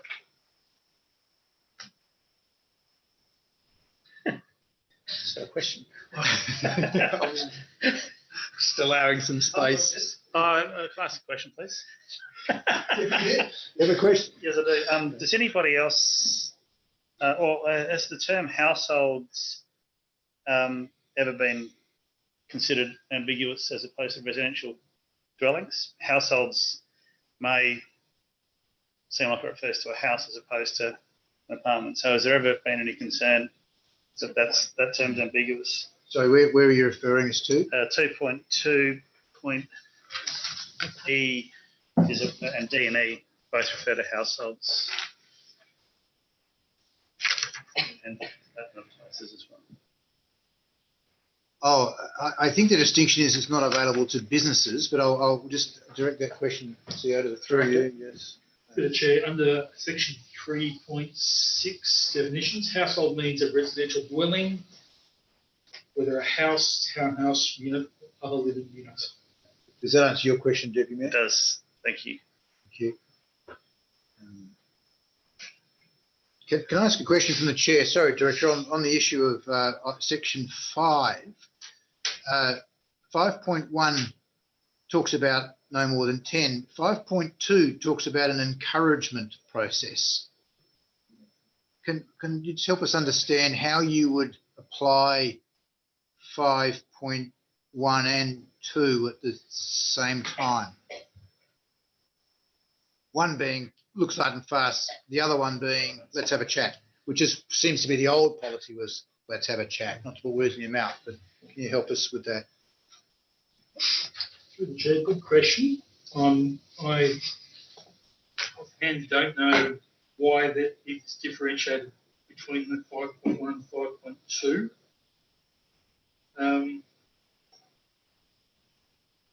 Can I ask a further question? Sorry to be annoying, but it does help us work out what we do with Councillor Ribb's foreshadowed. Not support. It's not supported. This says all 3 bins, provided the number of bins presented curbside is no more than 10 at any one time. Some weeks households can put out 2 bins. So I presume that means that if we had 5 households that put out 2 bins, that's 10, and the 6th household therefore wouldn't be able to do it. So in other words, we're talking about a townhouse development that has 6 townhouses would suddenly be struck with clause 5.1. Is that correct? That 6 households would foul 5.1? The chair, I'm not sure if that's the intention, but I can see how that could be a scenario. It could be interpreted that way. Yeah, okay, yep. And can I ask a further, perhaps annoying question, but it's policy, so it's important.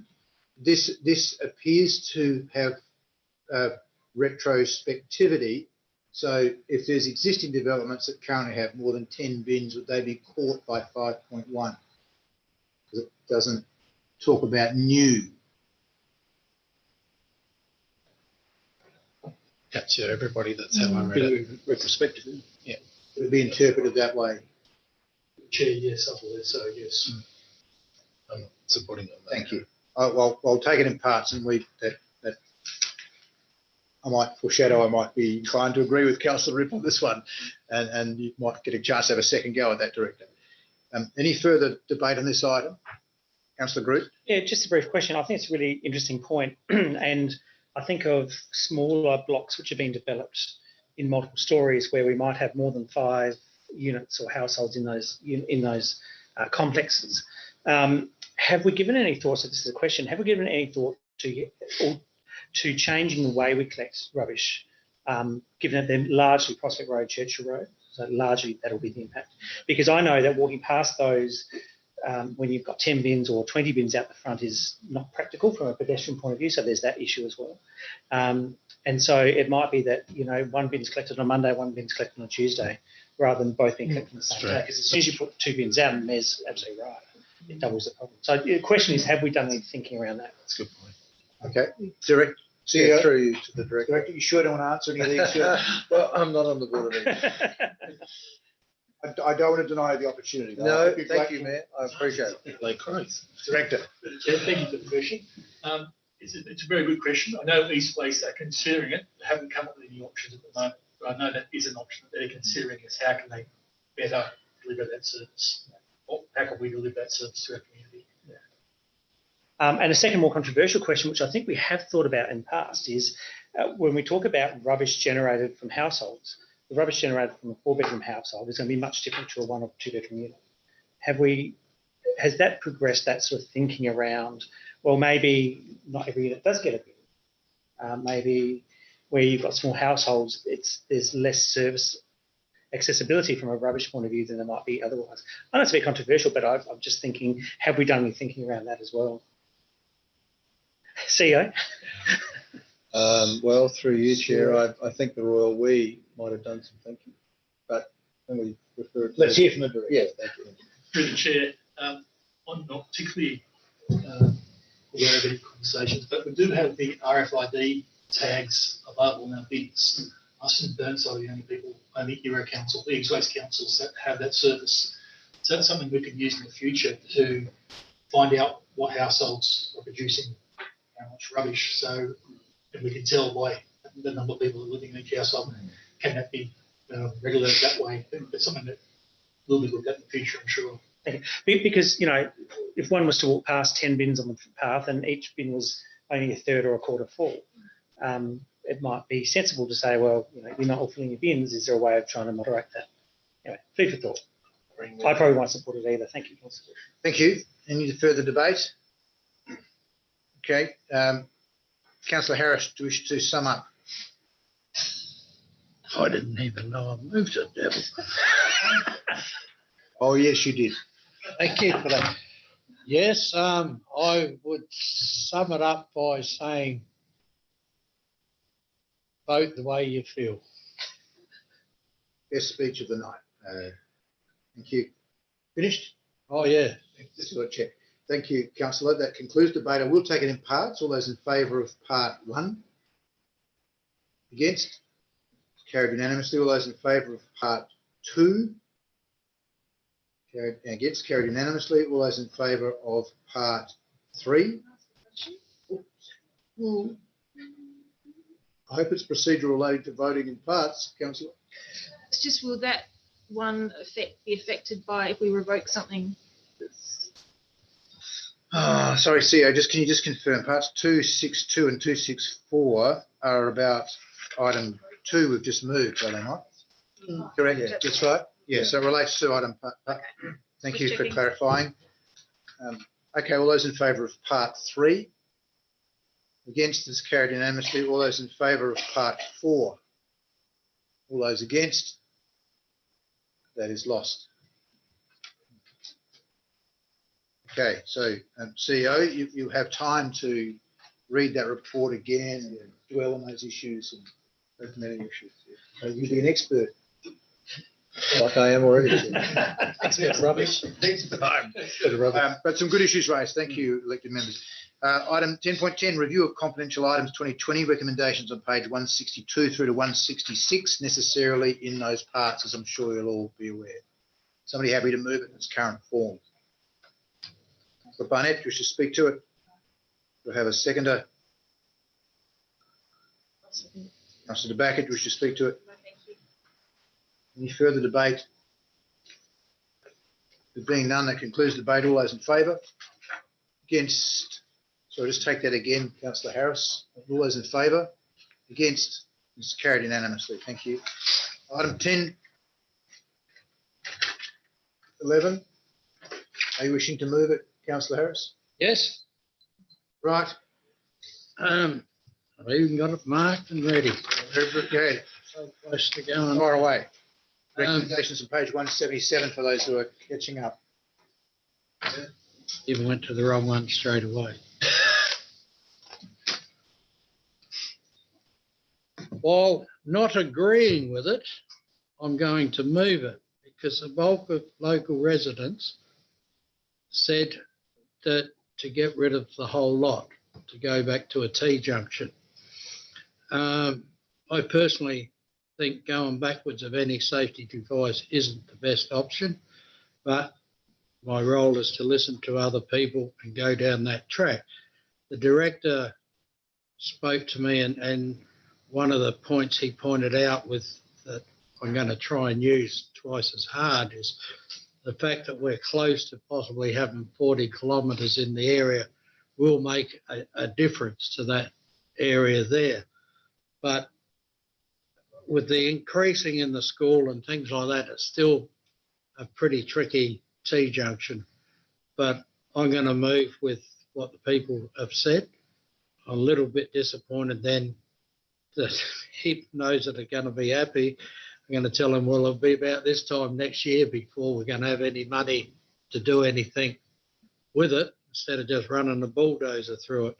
So I'm going to move it as it is, which says we'll go to the 3 one, I think it is. Yeah, option 3, which says to remove the device. Hopefully we can transplant some of the plants somewhere on this side of Main North Road because they don't flower, and get on with the T-junction.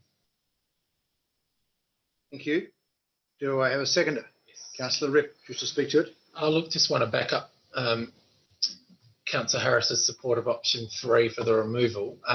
Although I would also, where we probably differentiate a little bit, is that I actually find the device as it is to be actually quite unsafe. I don't like the device at all. I think we've had a lot of visibility issues for drivers. There's confusion. A lot of feedback I've had surrounded confusion of people who are sitting on Howard trying to continue, who has right of way with the way that T intersection's set up. Many complaints in terms of visibility for people on there, and complaints in the area. I've had multiple complaints with people who are not happy, and this is not with this process. This has been well before it that we're not happy just with the way it currently was.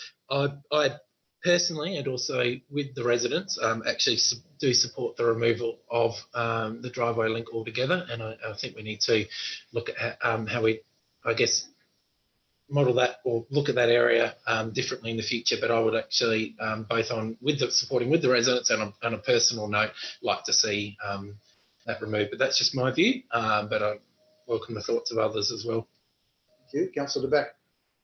Look, just some really interesting thoughts, and I'm just reiterating, I guess, what Councillor Harris said. So he's basing his decision on what the survey that came back. I'll say this again: we represent everyone in Prospect, not just the ward, not just the residents. And I want the decision we make to be the safest. And I don't see anywhere here that says the option that's before us is the safest, and it's not funded either, which is a concern. So if I draw your attention to page 183. The option 3, which is sort of stated as the option, removal of the driveway link will return the intersection to a typical T intersection with Howard Street having priority. The driveway link was originally installed in 2008 as a local area traffic management device to address high traffic speeds and volumes along Howard Street. Removing the driveway link is likely to reinstate the pre-2008 traffic conditions, i.e. high vehicle volumes and speeding motorists.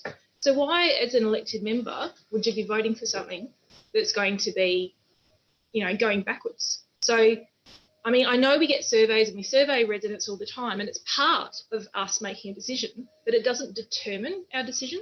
And I'm almost willing to defer this decision until we get something that says this is the safest option, because that's really, but if it's the vision is the issue and the safety is the issue, that's what should be written in the report.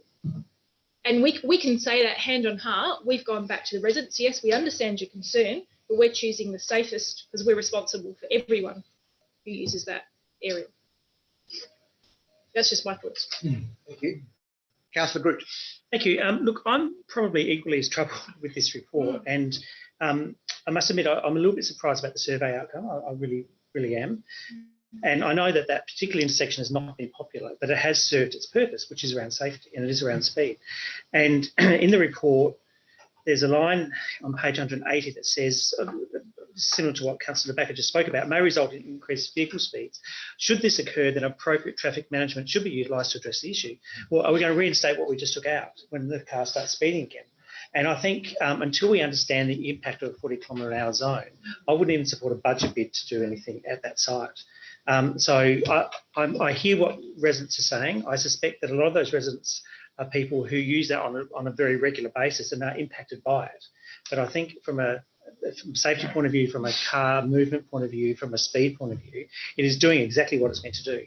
And I think what happened, I think when this first started being debated at council, there was some work done to make it safer. Some of it was line of sight, in particular around bushes and greenery, and I think that was dealt with at the time and still is dealt with. So I would ask also if we could take it in parts, because I won't support the parts 2 or parts 3 at this point. I am thinking about whether an amendment is appropriate to amend recommendation 2 to refer it, or for council to reconsider it after the 40 kilometre an hour zone has been implemented and understood. But I feel that's just sort of passing the buck a bit. I would rather actually vote against this at this point and let it come back again if it needs to. I did have a small number of residents actually ring me really concerned about the option of removing it. And they are residents that live close by that, who have lived through the high speed, the high volume of traffic going through. So, so I'm in a quandary because I do like listening to what residents have to say, and we've got another couple of items where we're going to be having similar debates. But I think on this particular one, I don't feel I can support it as it's been prepared. So I won't be supporting recommendation 2 or 3 at this point. I'm happy to take it in parts, and I'll just speak from the chair briefly, take my turn. First of all, I want to say thank you, staff, for putting it out. It's been fantastic feedback from the local community. I don't think anyone got on their high horse. Well, maybe the one that's too long to put in, but the feedback's really incredibly useful. Real people and their real experiences about that intersection. So thank you for doing that, and to those staff involved, commendations. Because we love to hear from our locals about these issues. The comment made right at the start by the mover that the people have voted for this to be removed is true to a certain point. 51% have asked for it to be removed. 49% asked for something to stay. Now, when you look at it that way, whether it stays as option 1, 2 or 3 of the Remain options, something staying versus something going, it's 49-51. It's actually quite finely balanced. And therefore, I'm listening to the debate with interest, because it might be a split, I don't know. But I certainly think that we have tried to put options to the public here to consider, but we may not have put up the full implications to the point at which they're widely understood. And this is where it becomes difficult to work out, well, what would that mean? Some have suggested, well, you should just put in a flat top hump at the intersection. That's not a bad idea, but I thought we looked at that as an option and it was expensive. Director, can you help us? Was that one of the 5 options we originally had? Big square one. Big square raised plateau. I think it was 150 grand or something. I think council, the elected members said, we won't put that out because we don't think we can afford that option. Another option put by respondents was, well, why don't you just do speed humps at this intersection to slow people down? And most of us, before we came on council, would have thought, yeah, well, why don't we do that? But those of us who have been here a long time know you can't do that in the middle of a roadway. You have to do it for the whole length of the roadway with humps every 50 or whatever metres, like on Harvey Street or McInnes. And it's a very expensive option, and I'm sure you get feedback, as I do, about the humps on Delanga, because that's what it is. It's humps all the way to the roundabout. So I don't think we've explained the implications to people very well should the speeding return. And Howard Street is an excellent cut-through street. It's really well designed to get you from A to B pretty quickly. And that's the problem. Our street layout is not done in order to deliver safe outcomes. And that's something that we have inherited and we have to deal with. This particular intersection was one of the 5 that was proposed to be closed by the engineer when they had a look at the whole precinct, precincts 8 and 9, I think they were. And the community marched on council and beat us up with placards and, other helpful advice about our characters and families. And so we relented and said, well, okay, instead of closing it, we could put in devices which really severely impact on speed, but we're unlikely to change volume. And what happened here is the volume didn't change. We knew that was the case, but we did impact speed. Councillor Groot's quite right. It has had the desired impact at this intersection. Nevertheless, some people have found it confusing, and it's difficult to know how to treat a T-junction in any other way to slow down speed. It's really quite a complex issue. So I had thought that part 2 could be amended to say not just subject to future funding approval, but we could add and the implementation of a 40k zone throughout the area, which is kind of alluded to by Councillor Groot, which would progress it a little to say, okay, it can come out, but the position is we won't do it until we have a 40k zone. Sounds as if that's going to come at us, and that may provide the solution to speeding along Howard Street. But it would need to be patrolled. We're not allowed to patrol it. We'd have to convince SAPOL to go in, and hopefully that they would, because they do where we ask them. So I can't amend it from the chair, but someone may want to think that that amendment's worth a try, to add the words and the implementation of a 40k zone throughout the area to see if that gets us moving somewhere, because I worry that if we don't move it here, what do we do next? And that can be contemplated if it doesn't get up, of course, but that were my thoughts, because this is not a straightforward issue. Thank you. Councillor Barnett. Yes, I would like to move an amendment from the lines, because I think that I had personal experience of being nearly with the link as it is. It does not stop speeding around the corners, because that's how I nearly got wiped out myself. That's my personal story. So I tend to avoid that intersection. But I do think that it says part 2, council supports in principle. So in principle doesn't say you still actually don't go ahead and do it, but it could be misinterpreted. And I think it's a bit remiss of us not to be looking at the safety in perhaps some other way, and that could include the outcome. If do we have a time frame for the 40 Ks? We don't. So that's a dilemma. Sorry, did you want to ask that question? And yes. I shouldn't just dismiss that with a simple no, because it's not straightforward. CEO, can we get an answer from the director? Yes, we can. Thank you, Chair. Chair, we need to like it this year. Right. So therefore we could have in part 2 an amendment that says council supports in principle, I guess, do we? 3 for that removal, subject to what it is, future funding. It's also subject of a 40 kilometres investigation, and any other what's the word, interventions that could make that area safer, something along those lines.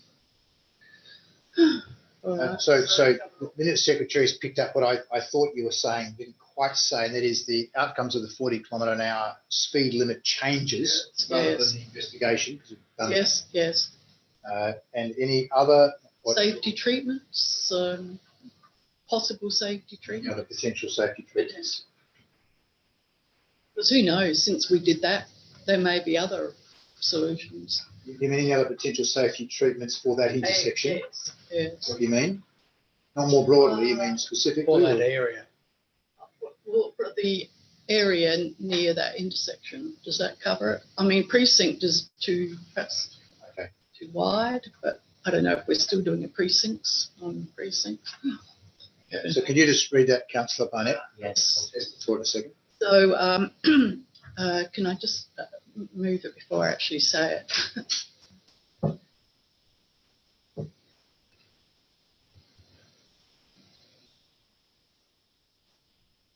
Yes, I'm happy to move that as an amendment. Okay, thank you. Do you wish to speak any further to it? No, I think it's self-explanatory now. Yeah, I'll, as I normally do, seek the consent or otherwise of the mover to incorporate. You happy to incorporate? Yes. Seconder, happy to incorporate. I'll now put that to the meeting. I'll seek leave of the meeting to incorporate. All those in favour? Against? It's thus incorporated. Sure. No. It's 2/3. Sorry, CEO, just to test your memory of our meeting procedures.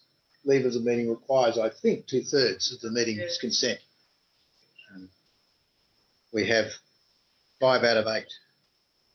Big maths. Just doing equations. Here we go. Look at it. Reason to find. That wouldn't be. That Six, would, 6 is 2/3. It's not a casting vote, but it's a fraction other than half. Who's a third of a Let's have 1.625, confirmation of I that. would say.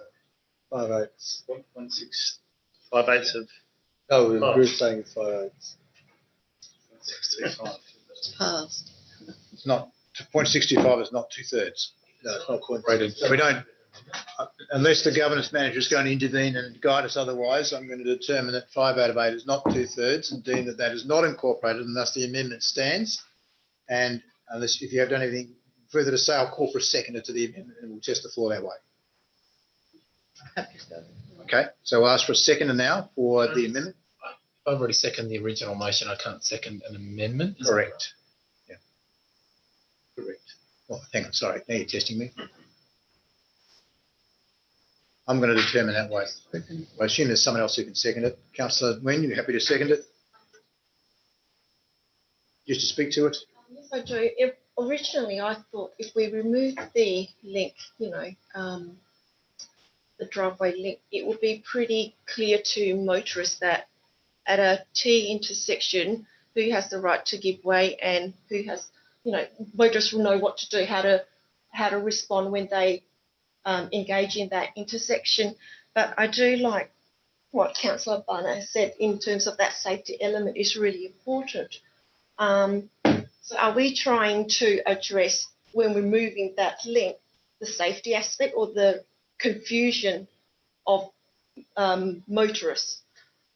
I support the amendment in that I want to also like to see, after when we implement the 40-kilometre speed in there, whether that will reduce that the speed the distance, the trip there. So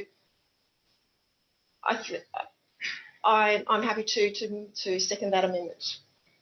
Thank you. Any further debate on the amendment? Councillor Groot? Sorry, Councillor Bagley. Oh, no. Either which way. Okay. Councillor Groot. Councillor. You said either which way? I guess saying Councillor Green. It was Councillor Groot. I was going to say, so look, I won't support the amendment and I won't for a couple of reasons. One is that it doesn't materially change what the recommendation was anyway. So it still says that we're supporting in principle the option to remove the driveway link, so that's not changing. It's also talking about the outcomes of the 40-kilometre-an-hour speed limit changes. Well, the outcome is going to be not, which is we've got it. What we don't know is the impact of those changes. And I think that would have gone a bit further to have actually tried to understand the impact of what the 40-kilometre-an-hour zone will do in terms of traffic movements. And I'm also concerned about potential safety treatments for an area of that intersection, which is what we've got now. So it's almost a circular resolution. So I won't support it. And I'll still not support the original motion either. Thank you, Councillor De Backer. Is any And thank you, Councillor Groot. I sort of looked at it and I realise we're trying to improve the motion, but I think we've actually made it a nothing motion because it's saying we'll remove it and then when the 40Ks come out, we'll see what we can do. And we don't know if SAPOL can police it and we don't have any money for doing it and we may not have money to do the safety treatments either. So I just think it would be better to leave it as it is, get a traffic engineer's report based on the 40-kilometre, looking at the densification of that area, because we've got a lot more. I mean, if you think about the schools in that area, there's a lot more traffic and we just have to go for a better solution. And if that solution does cost us 150,000, then so be it. But I want the safer solution, not just a workaround in response to survey. And I like I said, I thank everyone who's responded to the survey and those impacts. But there might have been something that we didn't put out that could have been endorsed by, let's say, a traffic engineer. But I want to see the safest option come up, not the most popular. So I won't be supporting it. Deputy Mayor. I won't be supporting the amendment or the motion.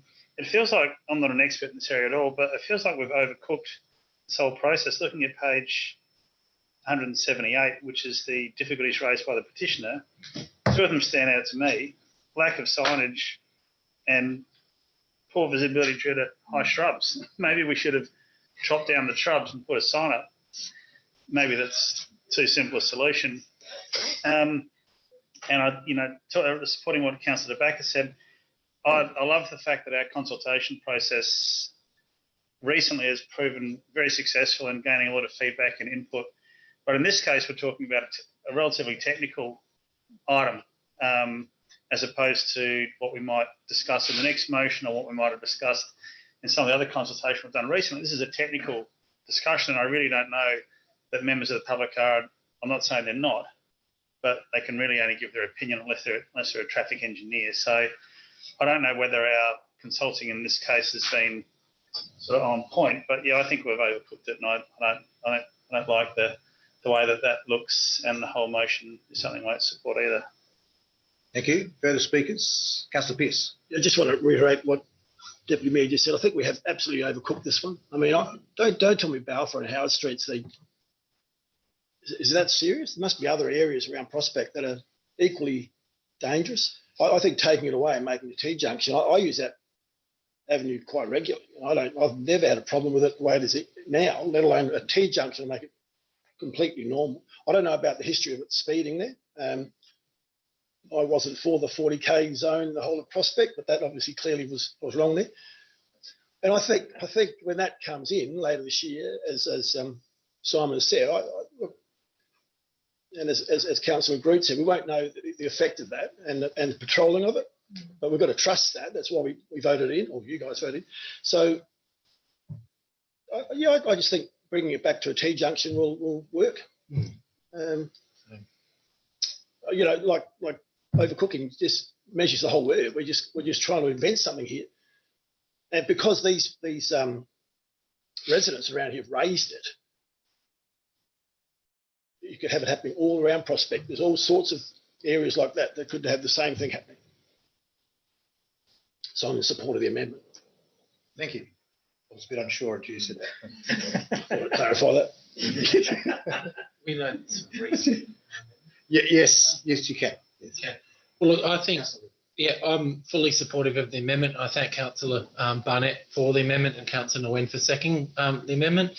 I think that it actually it means that we support it in principle, but we also do look at the outcomes of the 40-kilometre treatment. I believe that I don't think we have it yet. Is that right? Or just a quick question in the administration? It's not a given that we're going to be given the 40-kilometre zone just yet, is it? No, it's not, but we've fulfilled every precondition for you to. We've fulfilled every precondition. It's with the moment. But it's not absolutely given that we don't have it absolutely. Yeah, okay, so that's where I think this amendment gives the clarity that we support it in principle, depending on the outcome of that 40 kilometre per hour speed limit changes and anything else that does creep up in the interim. Well, I'm very supportive, as I said before, of the removal of it and having it back as the T-junction. I think that gives gives us a bit more scope, really. So I'm very supportive of the amendment. And can I just also check that the amendment, does that, because I think there were a couple of other recommendations in the motion, or is the amendment only just the 4 lines that are? It's just a part 2. I think that the amendment is only amending part 2, but the other parts of the motion. Sure, so can it just be written up so we can just sort of see it clearly, if that's possible? Because it didn't have part 2 up there. I just saw that option 2 was only just, the line 2 was just put on there. So can I just make sure it's how it's going to read? Okay. Written up properly. That my understanding from the movers that the parts 1 to 4 are intact, except for part 2, which has been amended, and that is as that is on the screen right now. That's the intention. That's happening now, but I just want to make sure it's clear. It's the whole thing. It's not, you changed one part of it, but the rest of the parts you didn't say not to have them. That was my interpretation. So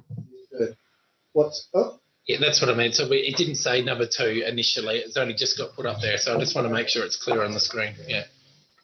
Yeah. Thank you. Any further speakers? Councillor Harris. Yes, because I think if it gets past all well and good, but reality is of the people that nominated, and I see thankfully their names are crossed out, but if you ask me, I'll tell you which one's which. A lot of the people in Howard Street supported a device, keeping it of some sort, and few of them actually was the existing one. Because if we go before that, so that's before 2010, if we go before that, it was a fairly speed track through there because you come down Colin Grove into Howard and either go right up to the end or to Harvey Street or cut through some of the others. The survey we done with some travel people, transport people, whatever, went there twice and saw, I think, 3 cars one day and 4 cars another day because they were there half an hour and 20 minutes in 2 different lots, that I think they would have seen, particularly, which all of us know, of all the schools, the increased traffic that's coming from the schools. The bulk of the people that would have said get rid of it live in the top end of Balfour Street, and all due respect to them, it makes a heck of a lot easier for them to whip around the corner and take off and go. But when I moved the original motion, I think I'm going to support this, is that it still gives us a bit of an avenue to look to see if we need that alternative. Because I take on board the other end of the table that said none of us sitting around the table, I'm speaking for myself, but I've met are traffic experts to make that decision. You know, we can make people happy or unhappy, but are we really the traffic sort of people to make that decision? So I've still got the original motion, and this, if it gets through, will come part of the original motion. And I even got a feeling I might not vote for the original one because I do have that concern. I know it will make the majority happy in that area, but beyond that area, I don't think it's a good thing. And now with some of the cars that are coming up Balfour Street from the school, not sure if they've all got a driver's license, but they might not have been trained how to turn at a T-junction. So I'm still hesitant, and I'm going to watch how people vote for the amendment. So, okay, well, so that means it could be a split vote, which we don't have very often, and I'll need to exercise my vote if that's the case. So I should let you know my thinking. As I put on the table to make this subject to a 40K zone implementation, I think I'll honour that, as I foreshadowed before, and vote for the amendment. The reason is not just that, though. This council decided which options to put to the community. And I'm in favour of consulting. I'm in favour of democracy to a fault. We decided to ask people if they were happy to consider taking it out as an option. We've made that decision. I thought unanimously, I could be wrong, go back and look at it, and we've put that option out in good faith. And I think it's a reasonable expectation that if we ask people to consider those options, that they would believe that we're open to consider any of the options we've put in front of them. Because if we weren't happy, we should not have put it in front of us. And you might remember there were 2, I think, that we did not put in front of them. And one of them was a very expensive option. Another one's an option we didn't think would work. So we took those out. We made that call, but we in good faith put these 3 out there and with 1 to tweak what we've got. The tweaking, for those who are saying it's overcooked and all we needed was some signs and some plants trimmed, whilst I personally probably would have agreed with that, only 8% of people agreed with that as an option. The vast majority wanted something done, but as I pointed out in my previous speech, 49% wanted something retained, only 8% what it currently is, and only 51% wanted it totally removed. So it is a pretty line ball decision. But I come back to the fact we put it out and it was the most popular option on its own. And I'm reluctant to ignore that feedback. It's comprehensive feedback. This is not 10% of the street. There's a lot of people wrote back to us with their thoughts. And it's clear to me that many, many people experience difficulty with this intersection, exactly as Councillor Barnett has outlined, and that creates embarrassment. And so we put it in. I was part of the council that nominated to put this design in because there was a problem there. It hasn't worked for people using it. I'm not sure of an alternative other than what's been put to people through this process. And those two alternatives did not get support above 25%. So I will vote for the amendment because I think it sensibly says three things. You've got to wait for us to have the money, and we don't, just at this stage, but we might next year. You wait for the 40K zone, which we think we're going to get, but I'd be much less comfortable voting for this due to the previous speeding unless the 40 was in. And thirdly, can we consider some other matters which might assist in safety around this particular intersection? And I'll just conclude by saying this is not the only T-junction we've got in the city.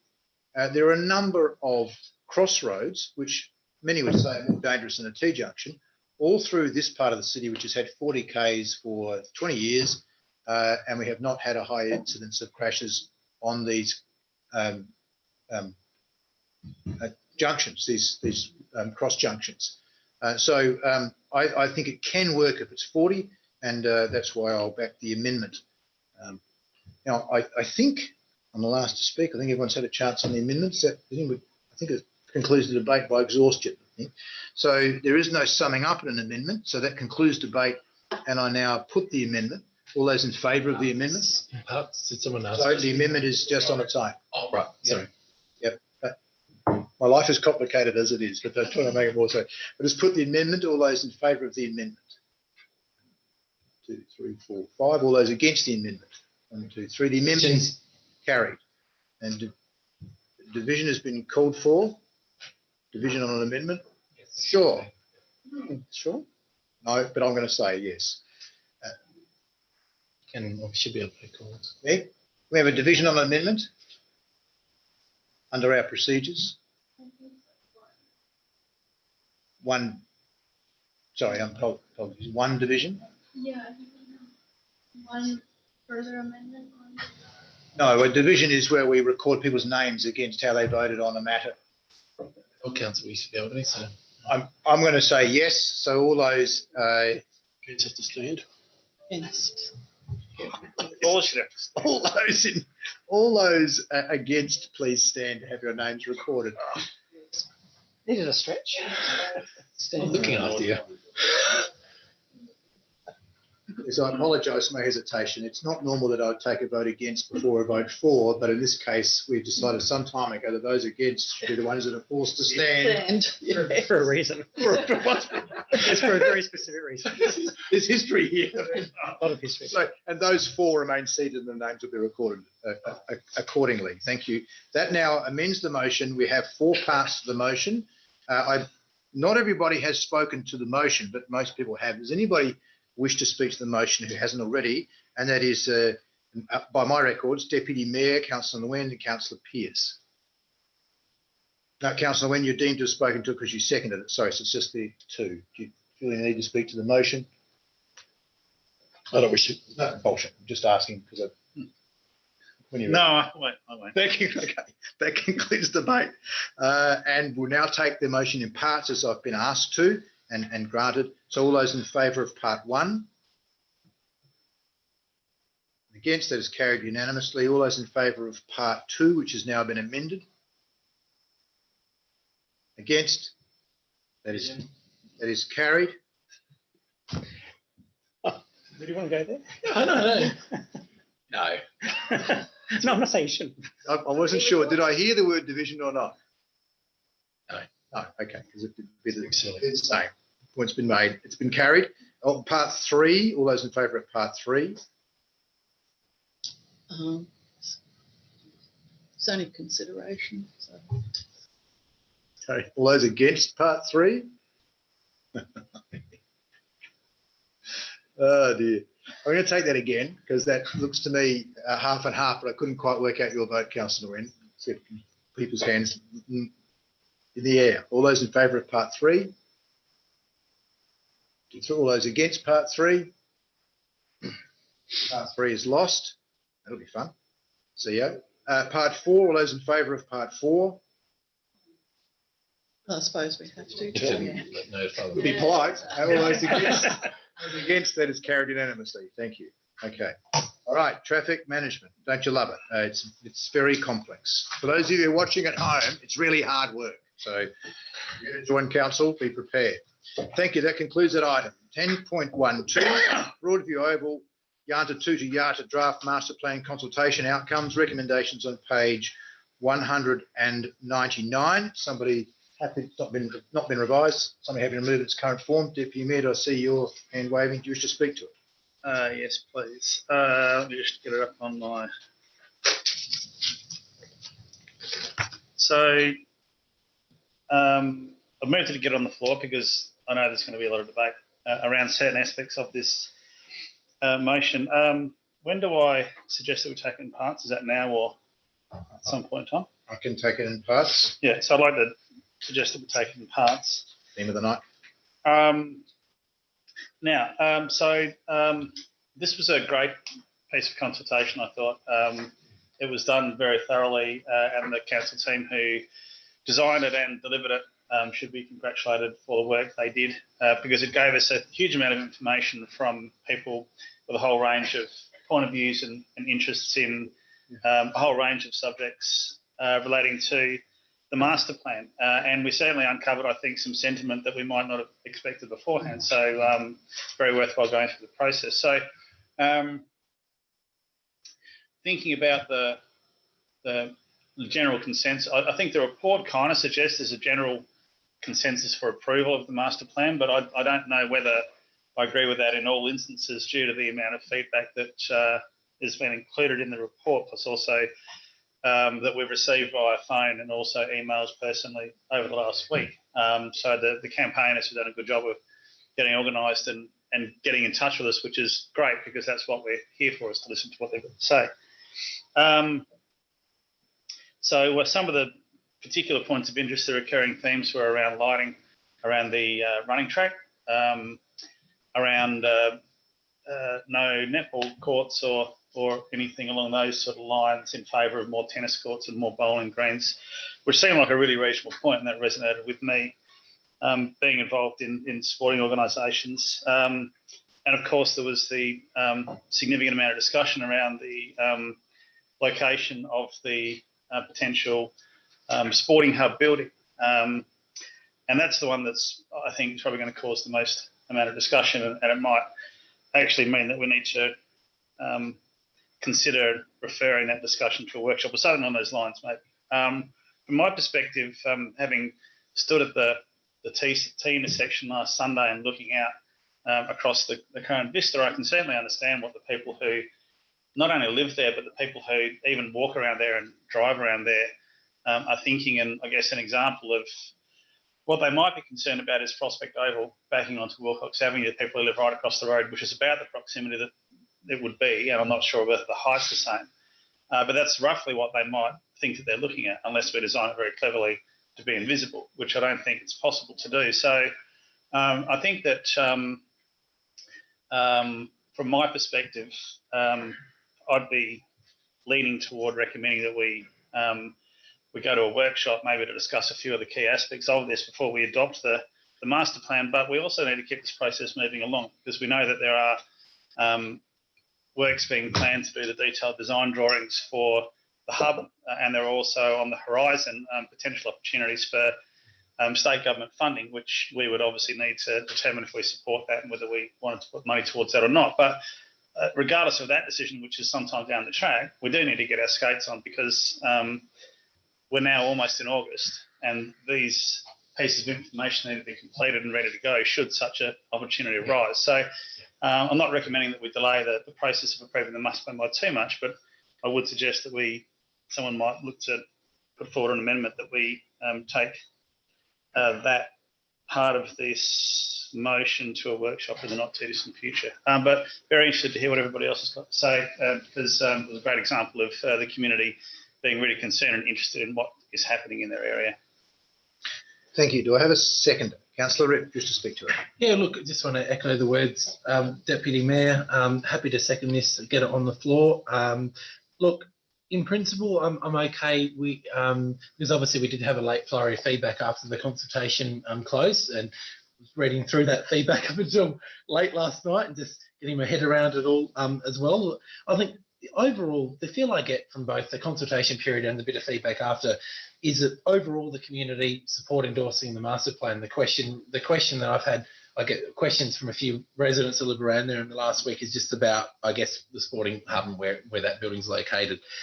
So look, yeah, overall, I'm really excited to see this where it is. I congratulate the staff for an excellent consultation. It was really thorough. It was a great report to read with feedback plus the extra feedback that's come in. My only concern, I do have a question for the staff, and this will weigh how I vote later tonight if there is any amendments.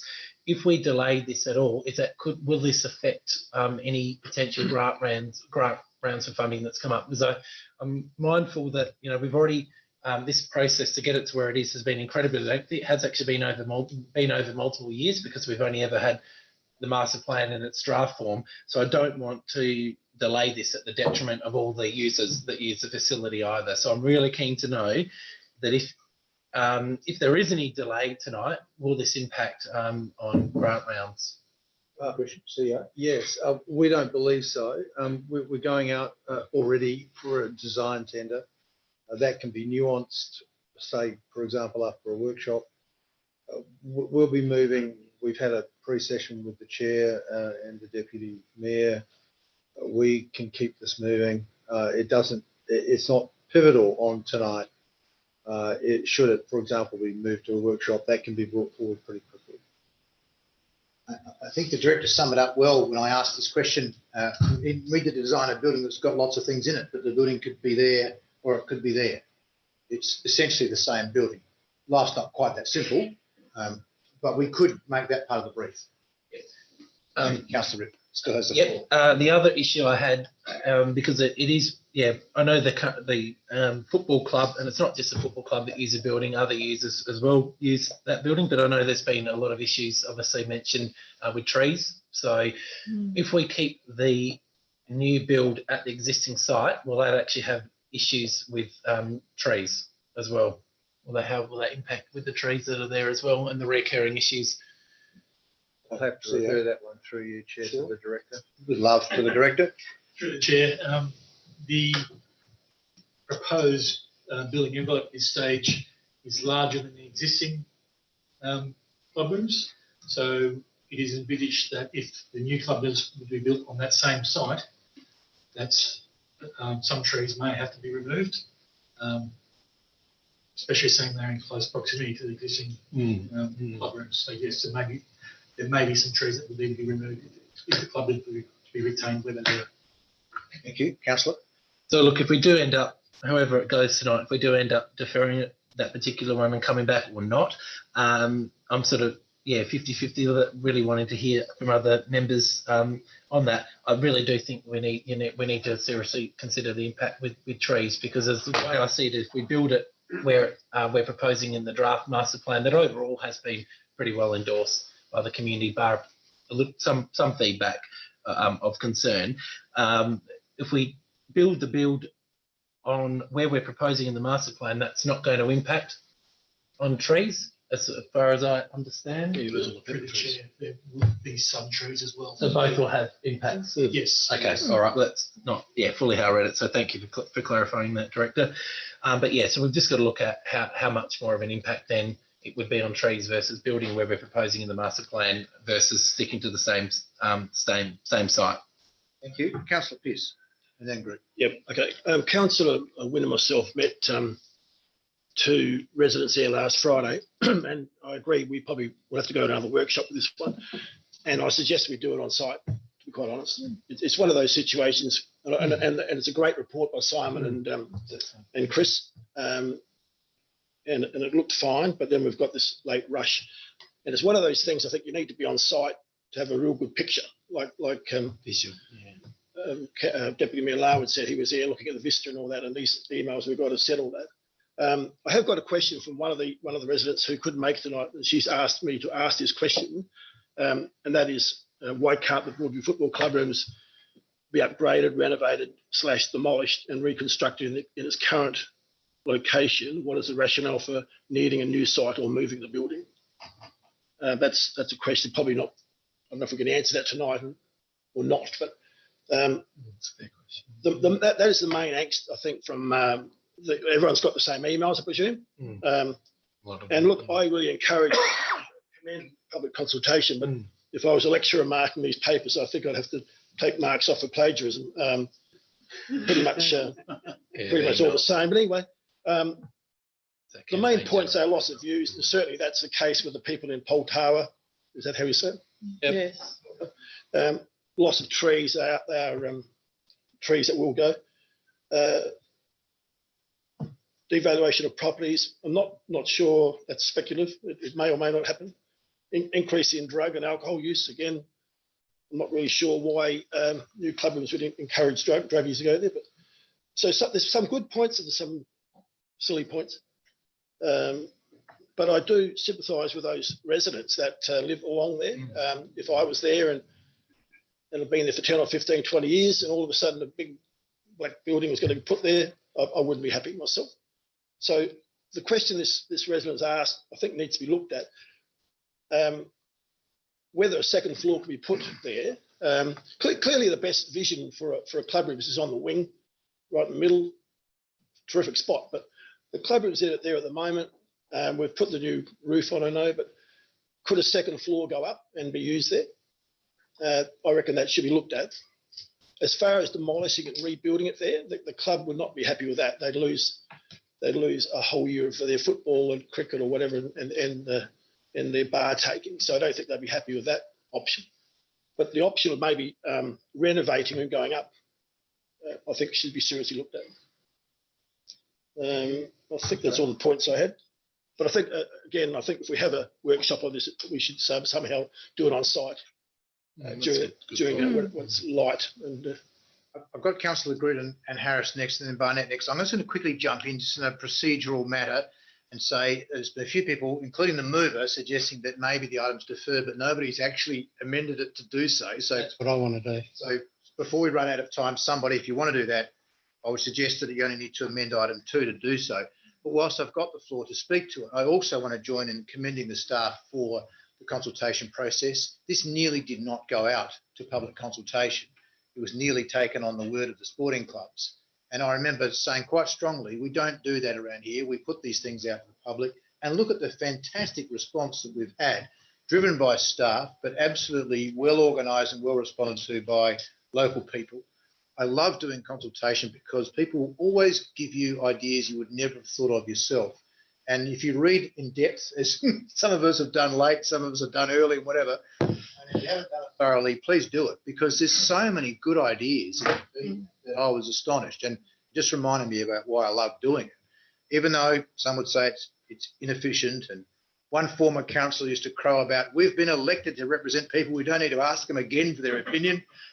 You always learn something, in particular from people who on the eastern side say, well, I'm going to be looking at a new toilet block.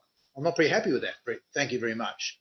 And when you look at the design, you think, oh, well, there it is. It responds to Councillor Barnett's suggestion that you shouldn't have a toilet too far from the playground. I get why we've put a toilet block there, but it doesn't have to be right there. Well, that's great feedback. Other people saying, can you please light the path because I use it so often? Well, nobody used the path before we put it in. And now we've made an amenity there that people love and want to have it further embraced. Well, I think it's fantastic. The tennis club submission is so good. It's so well prepared. It's unified. It's got both clubs speaking together. They've got a fantastic outline of what they'll do. They've even got a structure to how they think the thing can be funded through other parties. If you haven't read that, please make sure you read that one and read it again. It's really, really a great insight into how that could move quite quickly if we can join those dots up. We've had other people on the western side, it's been alluded to, spoken about the impact of a large building. Of course, it's a big box on the drawing at the moment. It might not need to be that big. It might be beautiful, but it's still, they're responding to the master plan, and quite rightly.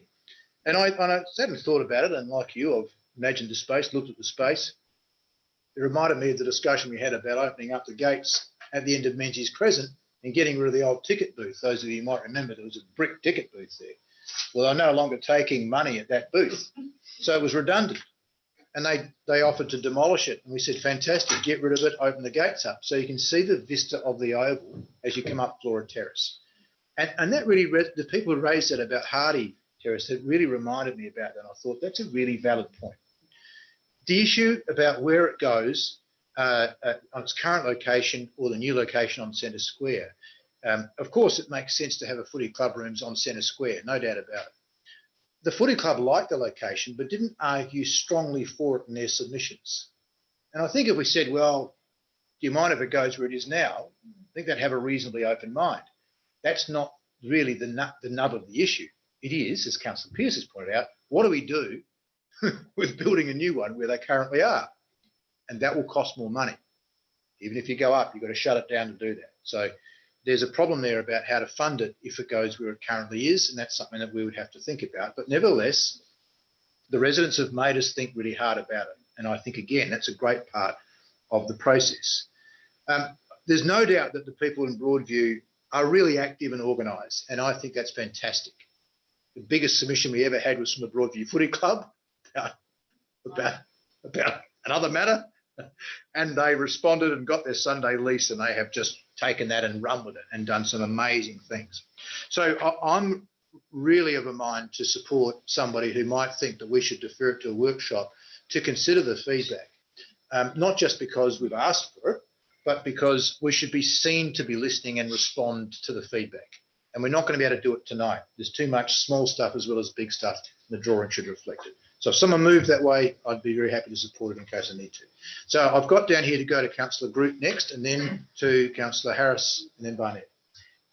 Thank you. Look, I reckon this is a very exciting project. There's no doubt about it. But I also think that there are some really simple things that we've missed. I think having a big box in front of residential properties where we could have it somewhere else is kind of one of the big things we've missed.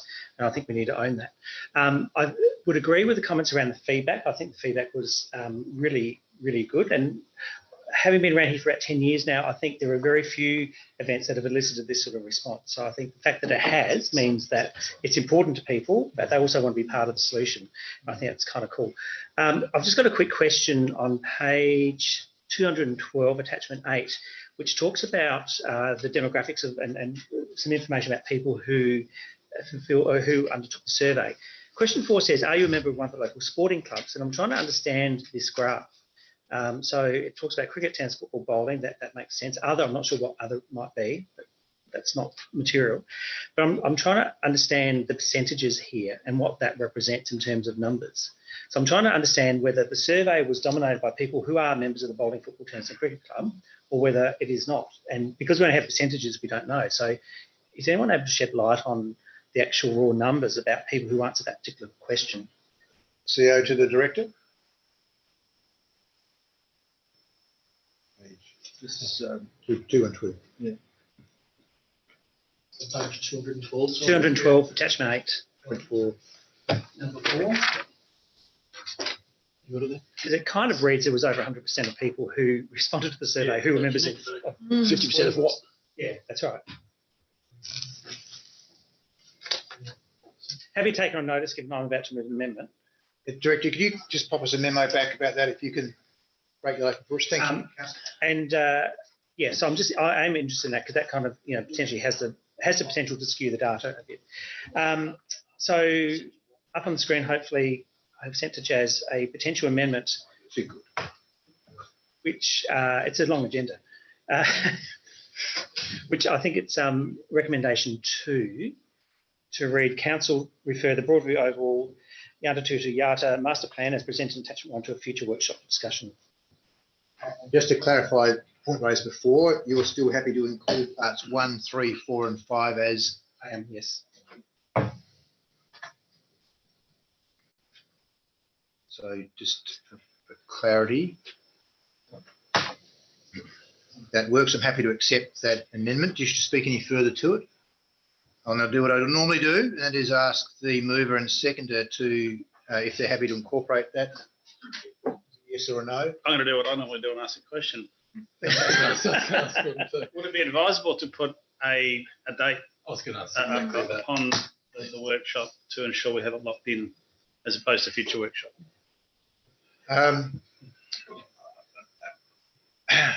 Amanda? Look, I'm normally a person who loves putting dates on my amendments and my motions. I did hear what the CEO said earlier, which was he was happy to bring it forward. So I was taking that on face value that it would happen quickly. But I am happy to put a date on to say by the end of August. Is that, yes, that's Workshop. workshop. yeah.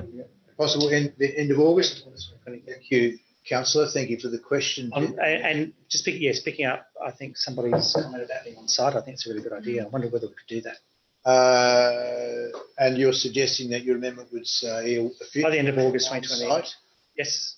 workshop on site for discussion.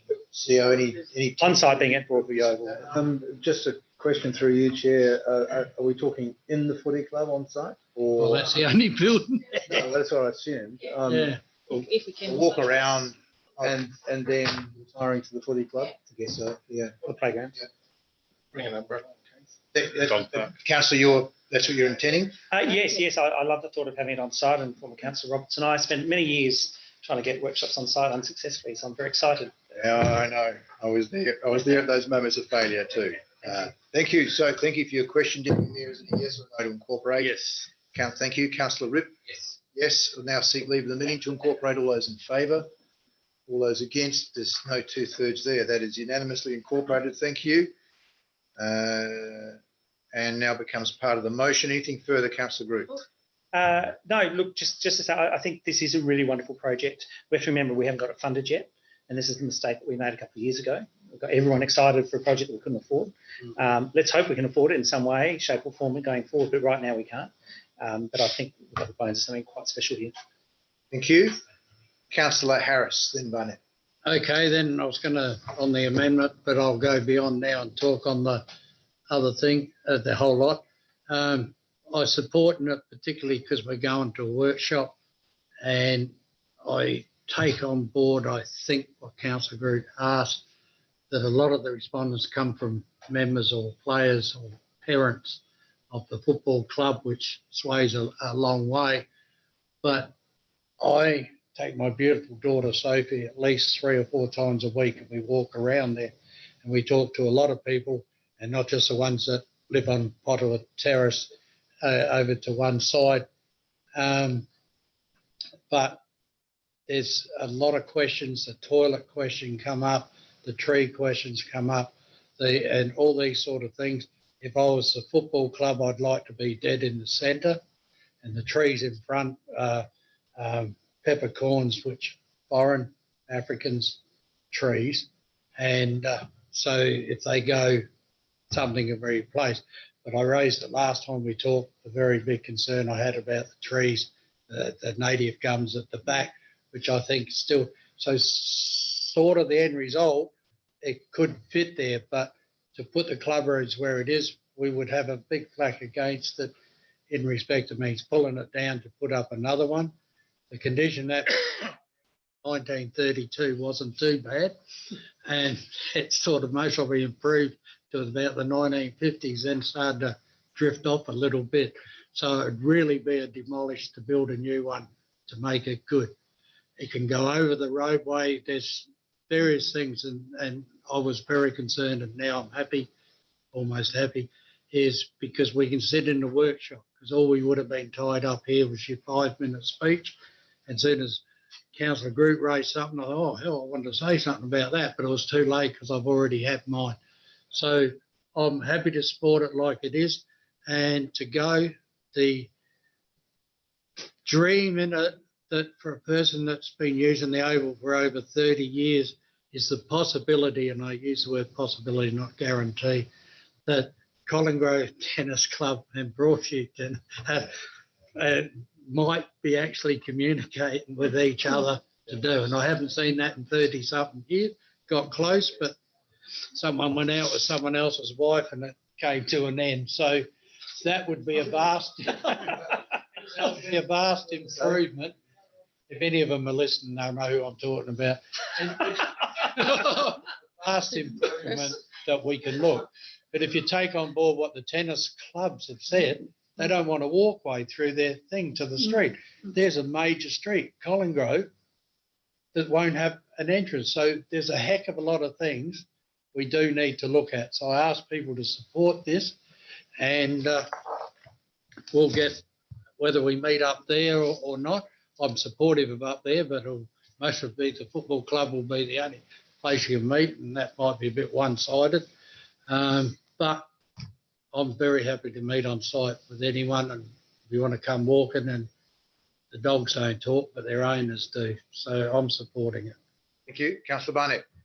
No, well, I think I would have moved amendments. I'm quite happy to have supported all that and leave most of the talking to the workshop. I think there are plenty of other designs that could be looked at to accommodate some of the feedback.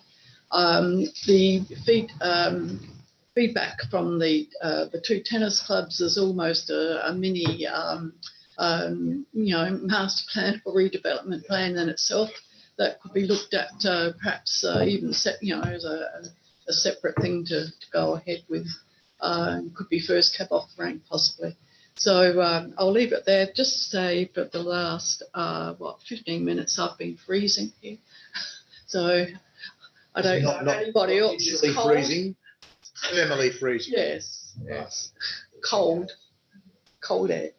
So I won't pour any more cold air on it and just leave it to the workshop. Thank you, Councillor. Right as well, actually. Thank you, Councillor, for letting us know how you feel. I can see you. Further debate? Mayor? Councillor Backer. Just seeing who's left. Yes, thank you, Councillor. So really good discussions, and look, just a little bit about our consultation process. So I agree with Councillor Group, being on site makes things more relevant. And also, I think when we're consulting, if you have a look at what we sent out to the public, we sent out a plan. Now, I can read plans relatively well, but it didn't really give an indication of mass and scale. So look, I mean, that's my iPad, but this is the Prospect Cricket Club. So there was nothing to say that it was not going to look like that. And I know why we didn't put out a plan, because that lives up, builds expectations that we're going to get that. But if we do consult with our master plan at the next workshop or whatever it's going to be, it'd be really good to actually at least do a 3D building envelope. So we've got at least a bit of an idea of where the bulk and scale is going to sit. So I think we probably would have got a lot more feedback before it closed if we'd actually had a sort of bit of a 3D of what it was going to look like. So, but apart from that, there was something I think we're kind of missing as well in some of the feedback. I'd really like this to be a community centre that's used by the football clubs.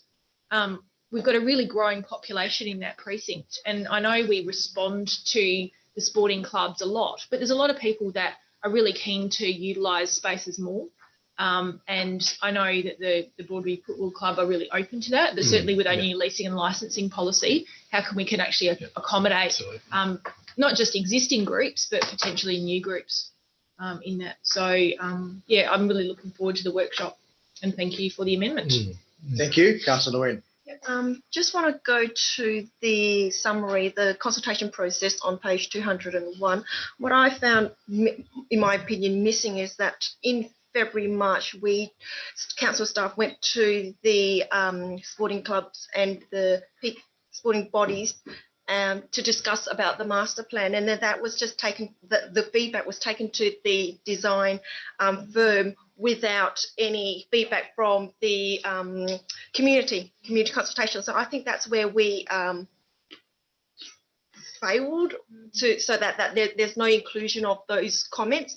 But I'm very happy that we've picked up to take it back to a council, the next workshop. And I think, and I would encourage a lot of the residents, the stakeholders, to all participate and just be on site and listen to that, that workshop as well, because I think will be very interesting, and to have them there to be part of this journey as well. So thank you for the.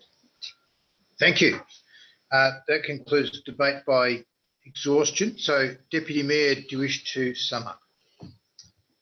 and I have said I'll take it in parts. Okay, thanks.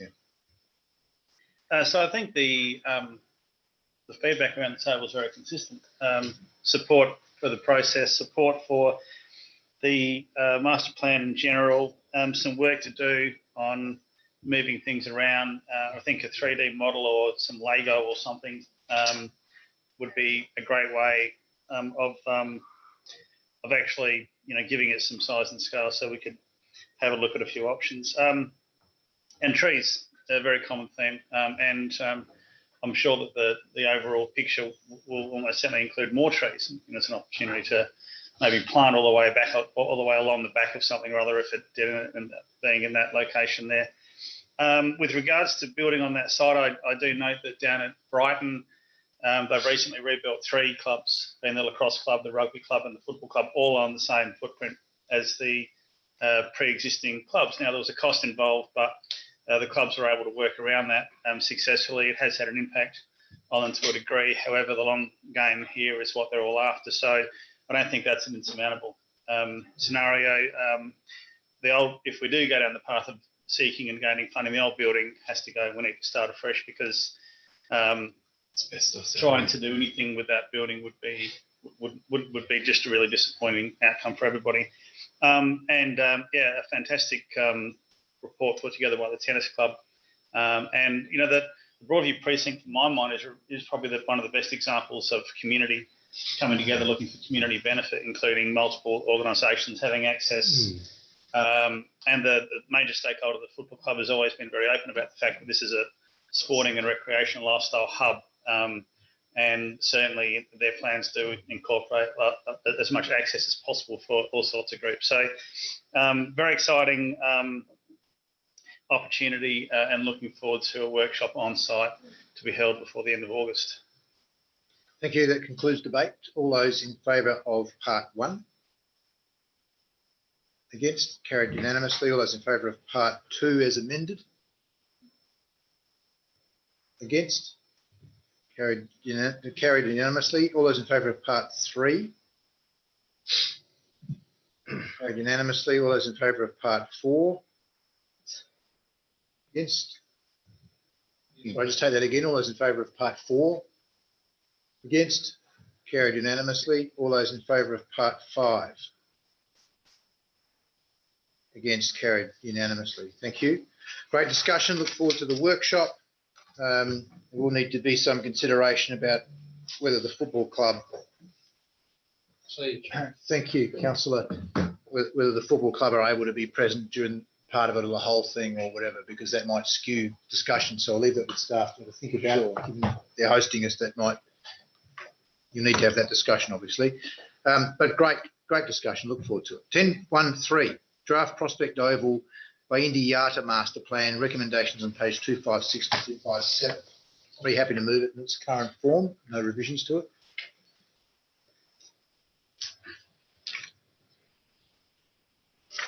Deputy Mayor, do you wish to speak to it? I'll move it to get it on the table for discussion. Thank you. Do I have a seconder? I'll do the same, and for the same reason, to get it on the floor for discussion. Thank you, Councillor Rippett. Wish to speak to it at all? No? Any further debate? Councillor Barnett. Yes, I do note that, again, there's about one line that refers to the Prospect RSL. So I'm a bit disappointed that there wasn't a bit more said about consulting with them and their needs. At the moment, they're wanting to, the committee is quite enthusiastic about, after the visit by the CEO and the director, and are looking at as an opportunity, but it seems to me that they're not being provided very much of an opportunity in this whole process.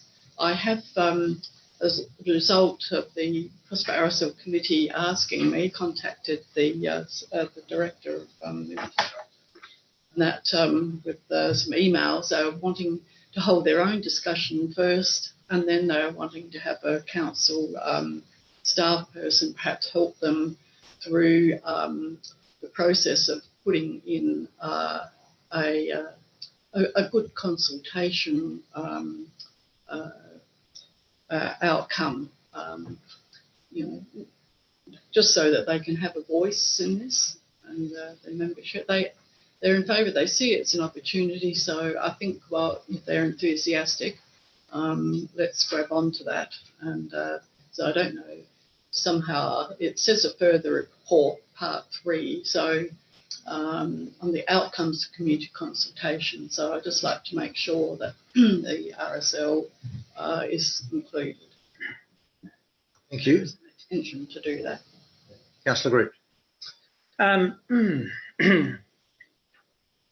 So this is another one I'm a little conflicted with, I should say. I think the plan itself is good, exciting. It provides a great opportunity for us to think about what we want to do with the site for some time. But I'm not sure this is.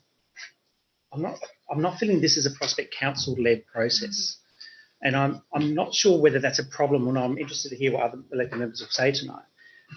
Because it feels very much like this is something being led by the footy clubs, which is good because they're getting out there and doing and putting money where the mouth is and getting some support for this.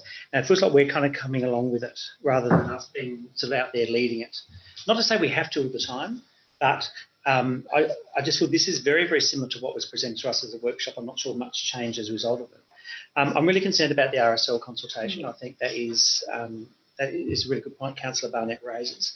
The other thing that I found interesting was on the plan, it talked about the croquet clubs and it talked about number 20. So this is on attachment 9, page 270.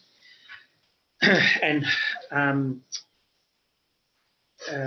number 26 of the little dots on the page talks about the New Street Boulevard in front of the croquet courts. Now, last time I was talking to the croquet people, they wanted all the native shrubs, which was a bit of an experiment in planting in Prospect a long time ago. They wanted them removed so they had an outlook over to the park.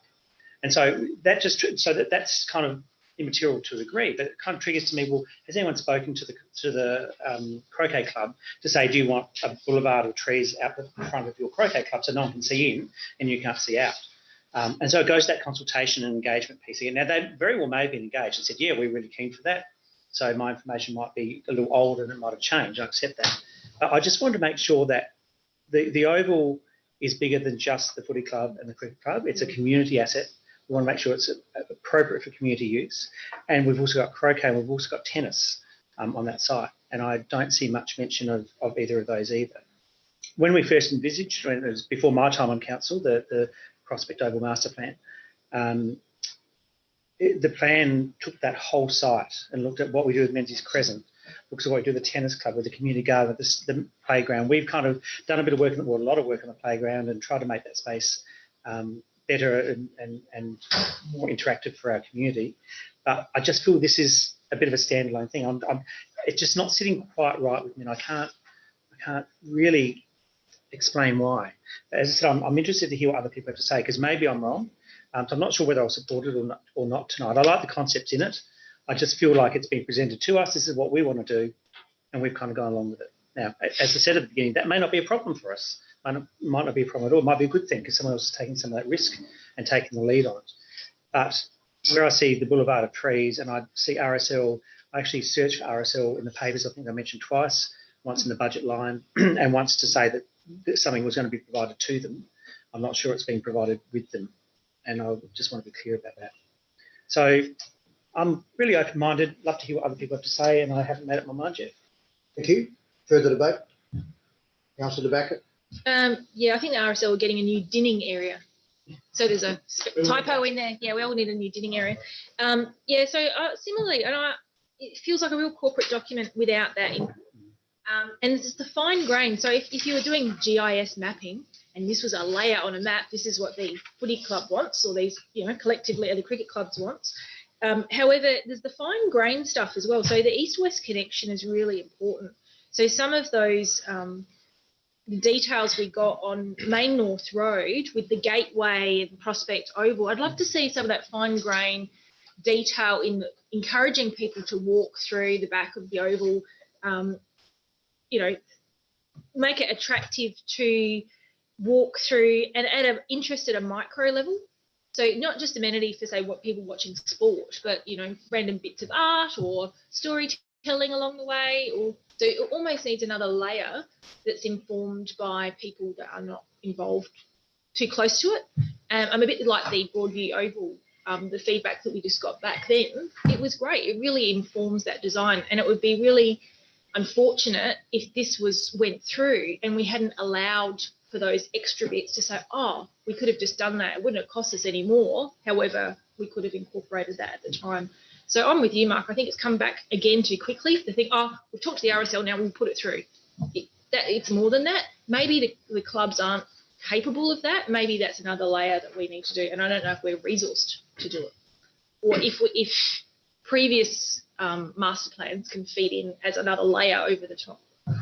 But yeah, I'm not supportive of it in its current form. Thank you. Further debate?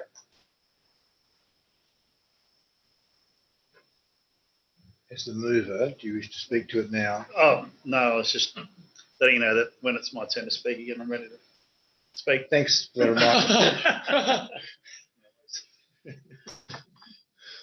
Spoke about this before, this kind of working together thing. Only been 12 hours. Oh dear. Okay, any further debate apart from the mover and seconder who've already had their chance to speak? I'll just speak briefly from the chair. I sense the I sense that kind of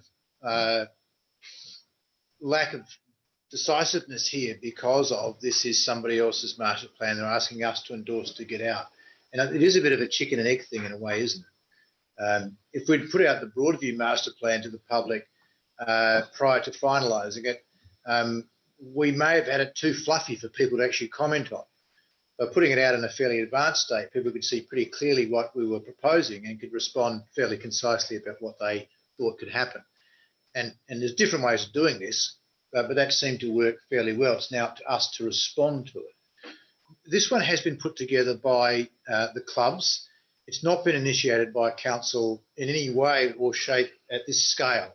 We've certainly suggested some things need to be done with the mounds and bits and pieces, but the scale of this is very much in the hands of the clubs, and they have sought the support of the Sandford and SACA as well, which is terrific. We always ask the clubs to get as much support as they can get, and they have done so.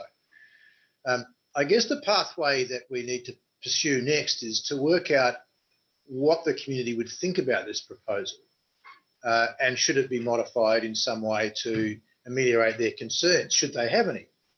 Now, this shows a very big wall along Wilcox Avenue, which may concern some people along Wilcox Avenue, and that's a reasonable expectation. It shows a smaller RSL, although I must admit I don't quite understand where exactly the RSL is proposed to fit in here, and perhaps that's a fault of the current proposal here. But if the RSL feel like they haven't necessarily been included, then that's probably not filling me with a lot of comfort.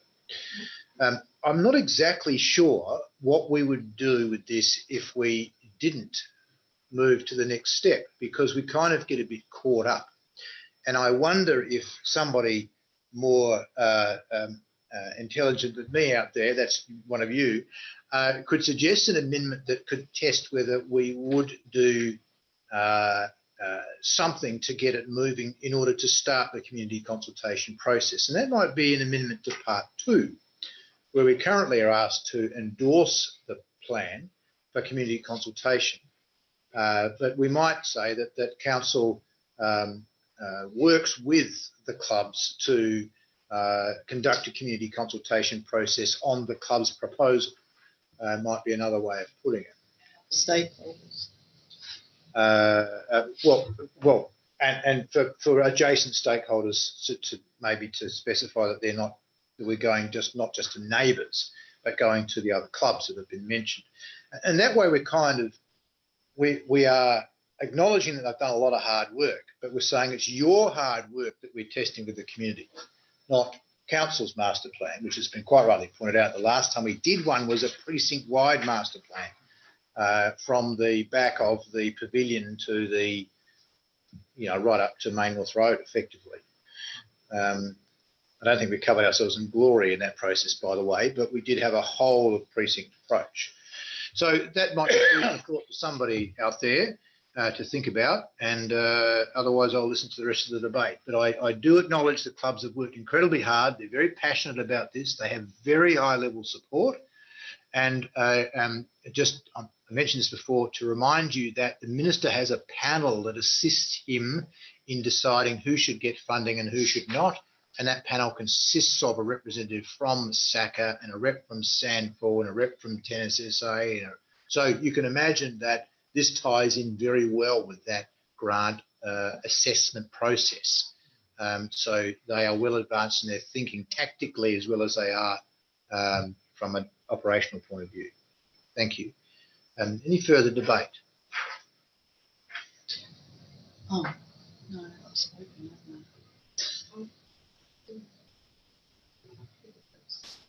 I?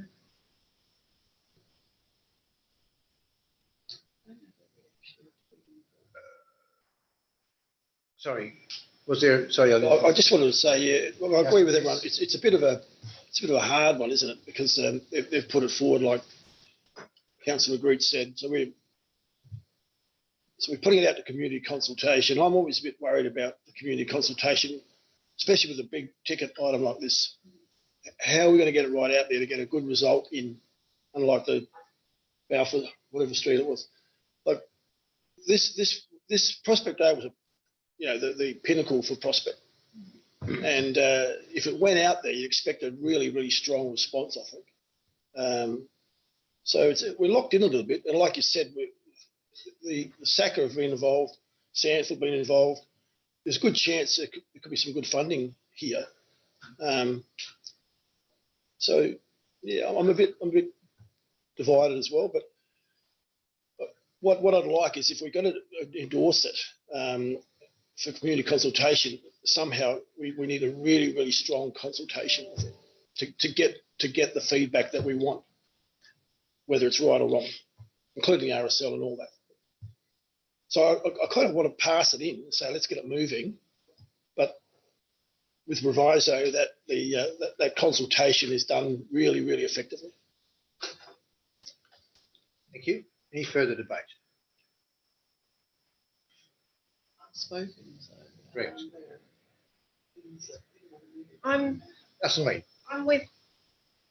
I kind of agree with Councillor Pearce as well in terms of, this brings back to the previous draft master plan.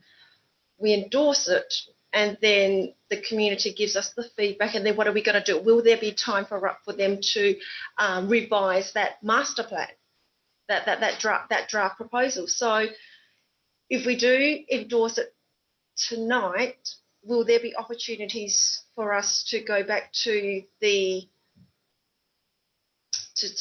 go back and revise that? Was a question. Yeah, I think there'll be ample opportunity. I mean, it's a $19 million exercise.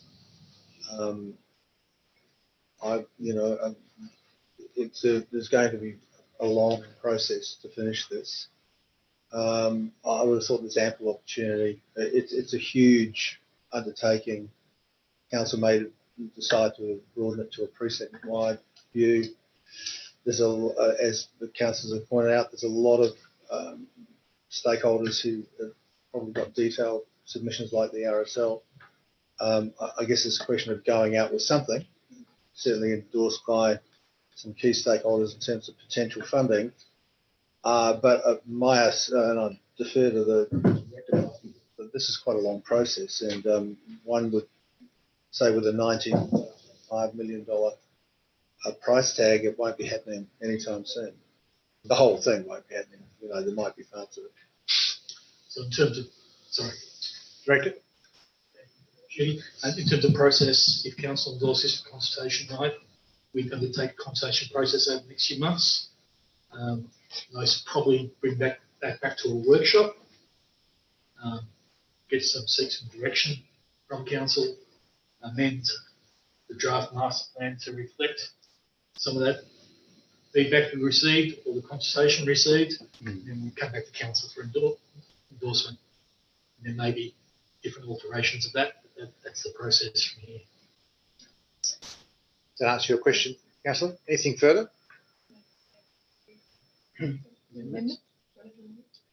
think Can you're I the put an last one. amendment? We have No, time. Some words. What are you intending to do with your amendment? Sorry. Communities consultation.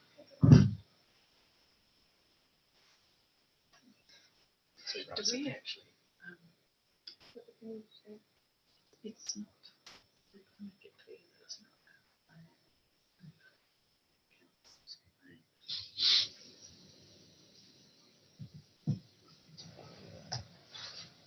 Consulting class.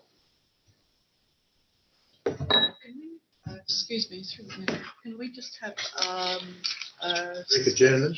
Yes. Well, a brief adjournment just for a break until 10:03.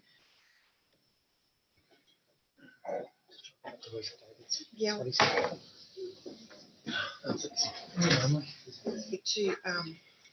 To community consultation to take place. Time's coming up. We're endorsing the draft. You're looking like you're bored over there. You need to be. You okay? Slow at the back. Well, he just hasn't got enough in his portfolio. Better than I know. Just think of some questions for us. you helping the CEO with the French Quarter over there, are we? Yeah, we're cracking that one. EI is ready to go out. EI, is that French? Have you learned something? No. Hey, bro, look at the can. EI. It's all right. I had Bogan. Alison kindly pointed that out. Bogan. I actually posted that on my page. Yeah, it's draft. Sherry County, Sherry County Bogan. That was brilliant. That was We're going to have a okay. quick Bogan for spring holiday. Yeah, Bogan. That's it. Hey, do you know Go what? down. We might have election posters. So you're gonna get Drafts that needed to be redeveloped. Take which isn't You can do stuff. We could do My that neighbour very. is a translator. Well, there you go. Because I think The we're French making translator. national agenda. Imagine if we put out some bilingual stuff. Mhm. That left football club. Yeah, it's just that. We have got a plug-in to our website, so we can access. That's okay. Just go to the But petition. even with some social media posts that add some phrases, or maybe even if we're practicing French when prospect people to say a French expression, Mhm. like welcome to the prospects. Yeah. And say hello to the prospect. Council Battle, district cricket club to undertake a public consultation. On there. So, Correct. yeah. Within the core. Well, it is. But if it's a partnership, It's it's got our logo, out. yeah.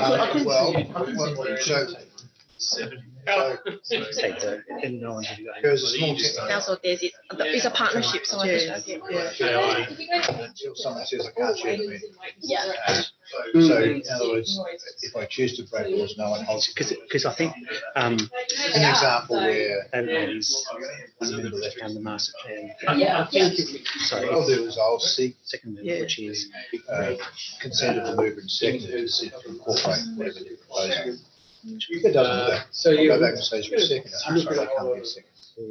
So the three things that we just. Boat club, the tennis club. Right, okay. There's one each. If we actually had two, that. Yeah. There was enough dinner, by the way. It was actually This has been tricky, but. There's one just outside. Enough dinner, so huge. I know, yeah, it was actually, that was small. You had the beef there? I actually went to Thai for the Oh, yeah, sensational. They look after us. Okay. I can't say whether yeah. First wave consultation. Okay. When I look at the vision, we go out to community consultation. Oh, Go back to the two Yeah. clubs and say, well, it's too bad we've got from this. Do they have? where are they? They're in free chat. They're meant to. You know, they haven't considered yet.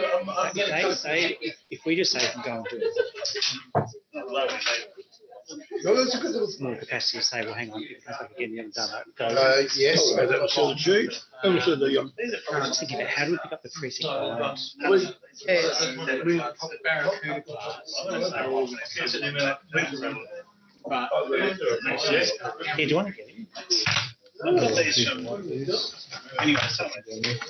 And, So the cheese can fill them up with it. Yeah. They're pretty cold. they haven't done it, but they start off like. Yeah, so that is one of the things that we explain.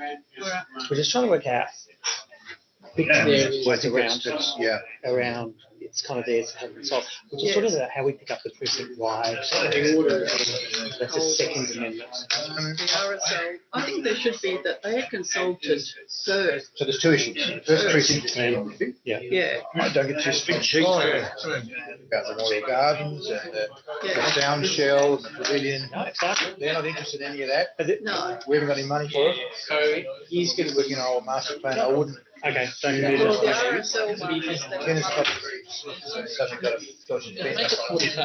money for it. But they picked up the They croquet. picked up the RSL Right. club. So the and issue the here is about other key stakeholders. Is a better way to do it. Yeah. And so it might be able to take community consultation on the draft, the community, probably a bad decision, adjacent stakeholder consultation is the way to do it. Yeah. Does that work?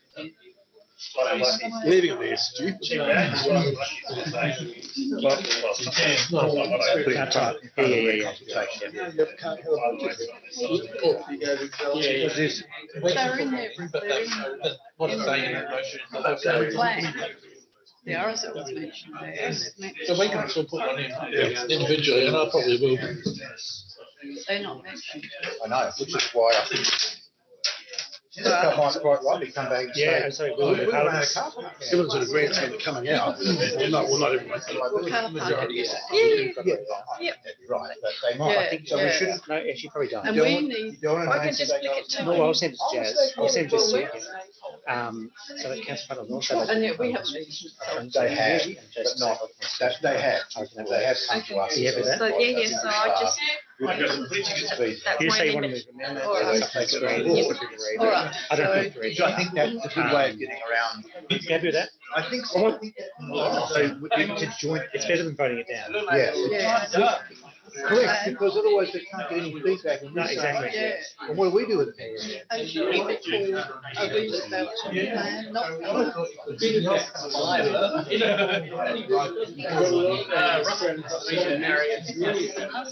them, and then we're told to do it. Thank you. I've put redevelopment rather than master plan. I'll let Megan know that. Prospect All right, Home, I'll work around. data, Okay, I'm going to call us back. It's called master plan. Yeah, just keep it. One for everybody, no? Who's having a station over here? Oh, it's here. You only get one. All right, so I'm going to call us back to order. We've got plenty left in the agenda. There's still every chance we'll get through it. We do have a withdrawal. The CEO mentioned before, item 12.4 LED street lighting proposal has been withdrawn by the staff, so we won't be discussing that one tonight. But we are still within item 10.13, draft Prospect Oval Beindi Yada master plan. And we have a amendment that's been proposed. It's up on the screen. Proposed by Councillor Naween that council partner with the North Adelaide Football Club and Prospect District Club to undertake a community and adjacent stakeholder consultation process, might help there, consultation process on the draft Prospect Oval Beindi Yata master plan. So, Councillor, you may wish to speak to this just to explain it a little bit. Just want to first of all thank Councillor Groot with the wording of that, and that just picks up the adjacent stakeholders so that we can include them into, and just in case it gets dismissed, we want to have the consultation with the community members as well. So that's the reason why I'm putting forward that amendment. Thank you. As is the practice I've used throughout this meeting previously, I now go to the mover to see if they're happy to incorporate this. Yes or no? Please. Unless it goes, I'll go with yes. As I am not asking a Why question. do I feel so relieved with such a simple answer there? To the second, Councillor Rip, you happy to incorporate now? Seek leave of the meeting to incorporate. All those happy to incorporate this? All those against? As thus incorporated becomes part of the motion. Thank you, which saves me asking for a second because there couldn't be one. So mere technicality. mere technicality. I think, councillor, you still have a little bit of time left technically if you wish to discuss this any further. Okay, that concludes the debate by exhaustion. Deputy Mayor, do you wish to sum up? I'm very appreciative of the amendment. I think it moves it away from being something which we've come up with through to something that we're partnering with, which is a genuine position for us to take. I think it removes potentially removes the misconception from the community that we've been driving this process. I think the clubs should be congratulated for driving this process. We often say that the community should do its own thing and we'll support them. So we shouldn't give them a hard time for doing a good job or something or other. And there's two parts to this in my mind. I'll be supporting the motions, but on the one hand, you've got the picture of on page 262 of tight old Prospect Oval, and given that you were one of only 9, well, is it 7 at the moment, suburbs council areas that has a SANFL level club playing in its midst, it's a bit of an embarrassment, as we know. So that's on the one hand. On the other hand, I'm not even saying I'm reading between the lines because it's not written there, but my feeling is that there's a begrudging incorporation of community, the word community in here, because we've given them that feedback many times and they've thought, well, let's just put the word community in, that's going to shut them up.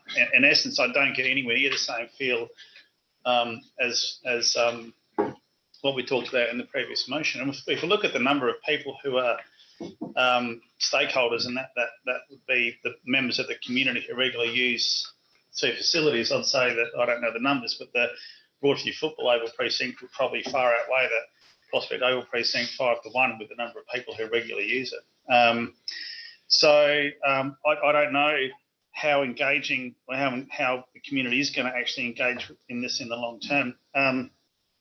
Just a couple of notes on the actual design. I don't know why the walking path would be put behind the oval because there's an 8-foot high brick wall there.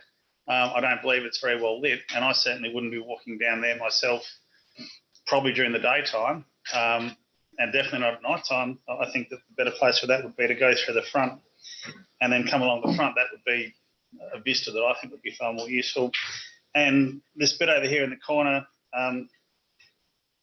where 17, 18 and 19 are going, I've got no idea whether there'd almost seem to be no chance, but to me it looks like one of those lazy assets that Councillor De Backer has talked about, and I couldn't think of a better place for a 5-storey apartment dwelling overlooking a large precinct, which would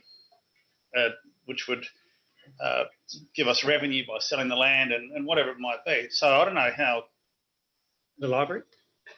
Well, this is where I wanted the library, if you remember back to. You and me both. And me. Deputy Mayor has the floor, Councillor Group. Yes, please. Point of order. What section? 2.25, I think. Section 25.5. 225. Anyway, I think there's a few things wrong with this plan as it is. The sort of the way the RSL may have almost been sort of put to the side. But we absolutely need to go through this process because we need to support these clubs as well as we've supported other clubs in their endeavours and their goals to improve that precinct. And they can't get there without our support. We can't do it on our own either. And the only way we're going to move this forward is by going through this process. So I'm looking forward to seeing the outcomes of the motions that we're going to be voting on should they get voted up. And then we're on to the next stage of whatever this looks like. Thank you. That concludes debate. All those in favour? Against? It's carried unanimously. I don't know what all that discussion was about. It got up unanimously. So it's amazing. Number 4. Good discussion. Hopefully that's really helpful for staff as well. Item 10.14, draft Prospect Gardens known as Wirra place-based concept plan. It's all there before you. Somebody happy to move it in its current form. Councillor Ripp, wish to speak to it? Look, just to say thank you for copy of the concept plan. Happy to endorse it for community consultation. Can I just double check, unless I've forgotten, has this concept plan come to us in its current form in a workshop or not? I believe so, CEO, Director? No. First time we've seen it here? Yeah.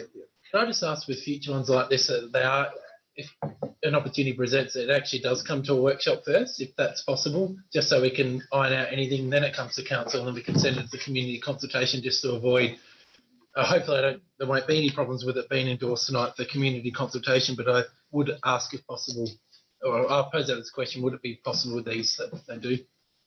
Through you, Chair, yes. Yes, it would be. Yep. Cool. Okay, thank you. But you're happy with it, happy to get it on the floor and get it moving, and appreciate the effort of the staff. Thank you. Do I have a seconder? To the back, if you wish to speak to it. I think it's a great design, and I look forward to seeing what the community has to say. Yeah. Thank you. Any further debate? Hope the community aren't going to be too busy consulting on all these projects. Take that as you speaking to it, Councillor Pearce. Give you a tick. Any further debate? Councillor Wynne? I hope that we consult the young people, the kids, with this project, because they're ideally the main people using this play space. Thank you. Noted. See nods. Any further debate? Councillor Ripp, do you see any need to sum up? That concludes the debate. All those in favour? Against?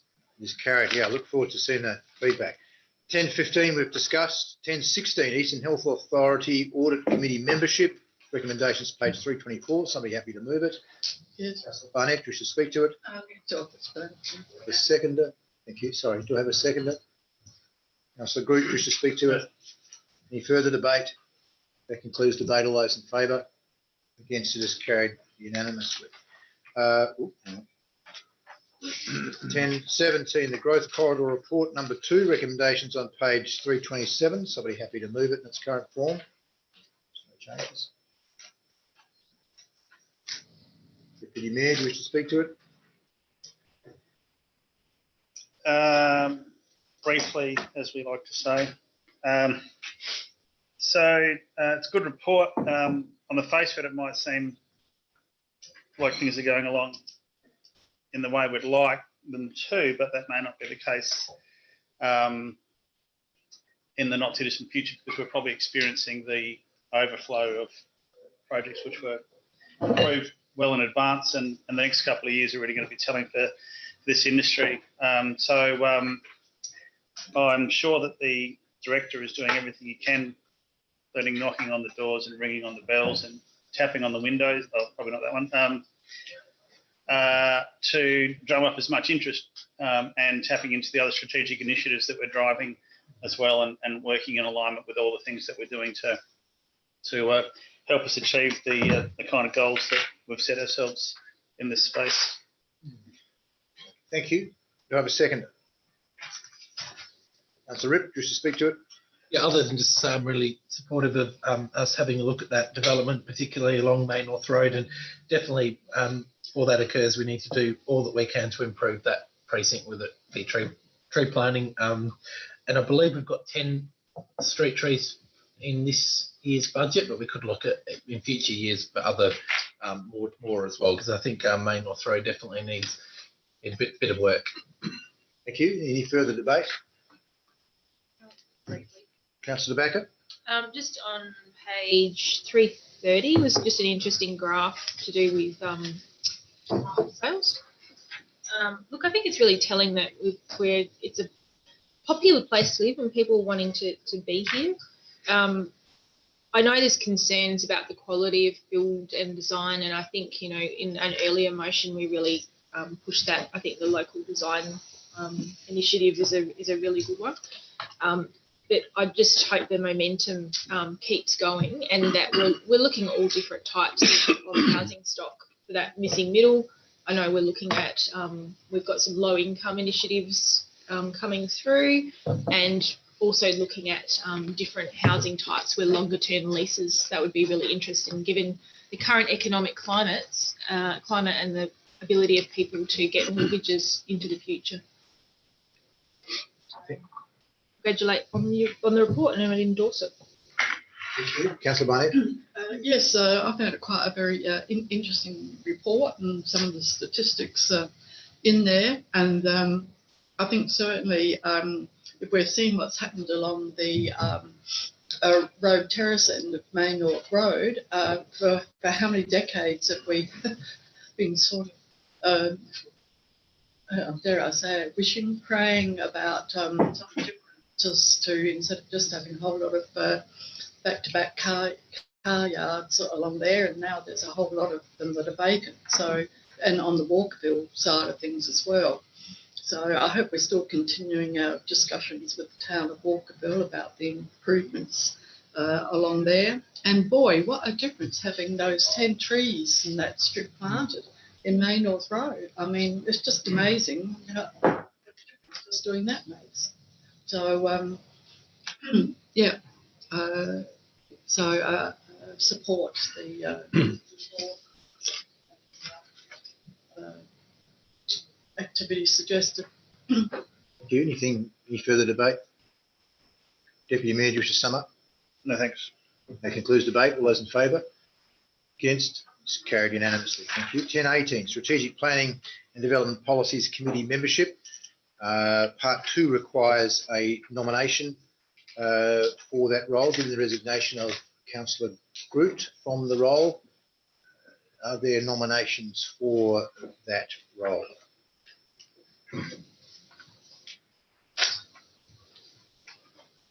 Deputy Mayor. Are we able to nominate other people, of course, not just ourselves? Correct. I'd I like think I to understood what you were saying there. nominate Robin Pearce, Councillor Robin Pearce. Councillor Pearce, do you accept the nomination? Yes, thank you. Are there any further nominations?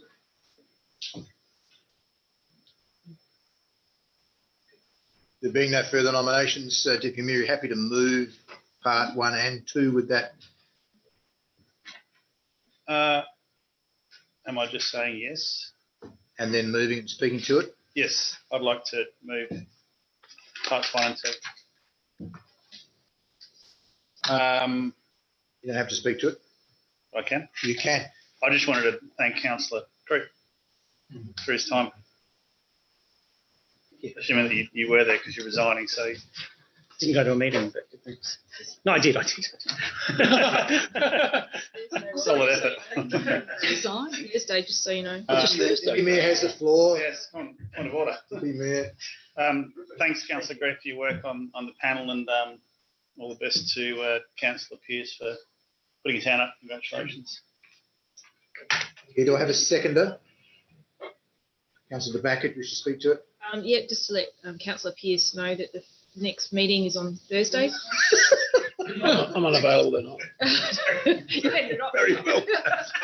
I think it's actually from the 1st of 3 August. times a year, he Is said. it? Is it from the, oh, okay, we'll just better clarify. I'll be here. They're all this week. I'm Oh, sorry. so, okay, just to clarify, so Mark Groot will be attending. And Okay. I wasn't aware of that. I'm Okay. expecting cake. So Thank you. All right. Councillor De Backer has the floor until you don't No, no longer that's need fine. it. That's Okay, all right. good. Is there any further debate? There being none, Deputy Mayor, you should sum up. There's No, 2 thanks. excellent speeches. That concludes debate. All those in favour? Against is carried unanimously. A general business of an urgent nature. Is there any? No. Move on to item 12, reports of information which can be voted on block unless they're withdrawn for discussion. Does anybody wish to withdraw item 12.1, the Mirror Monthly Activity Report? No. 12.2, the Eastern Waste Management Authority Board meeting minutes. No. Does anybody wish to withdraw item 12.3, the Audit Committee meeting minutes? Councillor Root. Item 12.4 has been withdrawn by the CEO. Does anybody wish to withdraw item 12.5, the Planning Reform Update, July 2020 final phases? No. Anyone who wish to withdraw item 12.6, Prospect Innovation Awards outcomes? No. Anybody wish to withdraw item 12.7, the Investment Report 2019-2020? Nope. Does anybody wish to withdraw item 12.8, the update on Council's borrowing and related transactions 2019-2020? Nope. Does anybody wish to withdraw item 12.9, East Waste 2019 household bin audit results? I do. Anybody wish to withdraw item 12.10, Disability Access and Inclusion Plan 2020 to 2024? Just had a couple of questions. Rebecca. Anybody wish to withdraw item 12.11, 11, full implementation of facility and parks booking system, Deputy Mayor. Okay, so does anybody wish to move on block item 12.1, 12.2, 12.5, 12.6, 12.7 and 12.8? So moved. So approved. No talking to the motion on block. Seconded by Councillor Barnett. That concludes discussion because there isn't any. All those in favour? They're all carried unanimously. Thank you.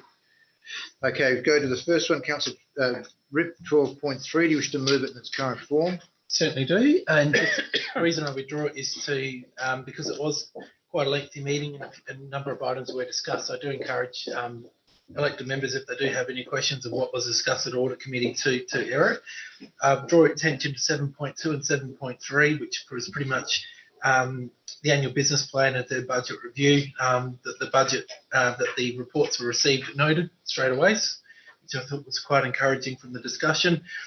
Also to note in item 7.4, in terms of dispensation, that the Audit Committee added that they requested additional information is provided which states the reason for non-compliance against the procurement. So just noting that as well. And in 7.8, I believe there was quite a lengthy discussion, which is all encouraging on the internal audit function on 7.8 as well. So just take a note. If you haven't had a chance to read through, and if you do have questions, please ask them, because I know the independent members have really raised good discussion at the meetings. Thank you. Do I have a seconder? Councillor Barnett, you should speak to it. No. Any further debate? There being none, I'll conclude debate. All those in favour?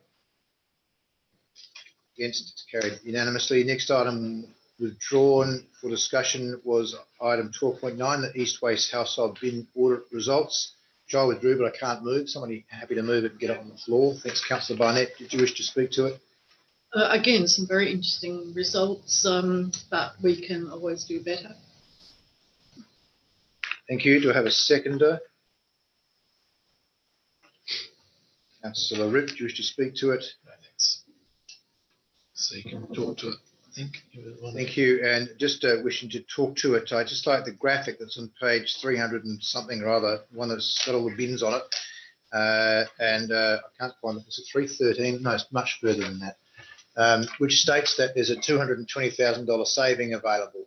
I looked at that and I thought, for the whole of East Waste, that's not very much. And I looked at some of the stats and I thought, no, there's some of our numbers, the contamination rate, the other things. So I've asked the director to confirm whether that $220,000 saving demonstrated on that page is available to us, and they are all our numbers, and that saving is available to us. So I just wanted to point that out to you. This is an information report.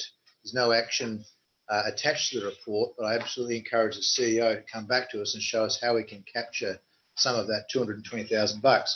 I imagine if the ratepayers saw that, they'd want to know why we didn't, if we didn't. Most of it is related to getting food out of our landfill bins. You'll see that the weight of food in our landfill bins is really way too high, that the proportion of households that are doing it properly is way too small. And so we've clearly got a big gap.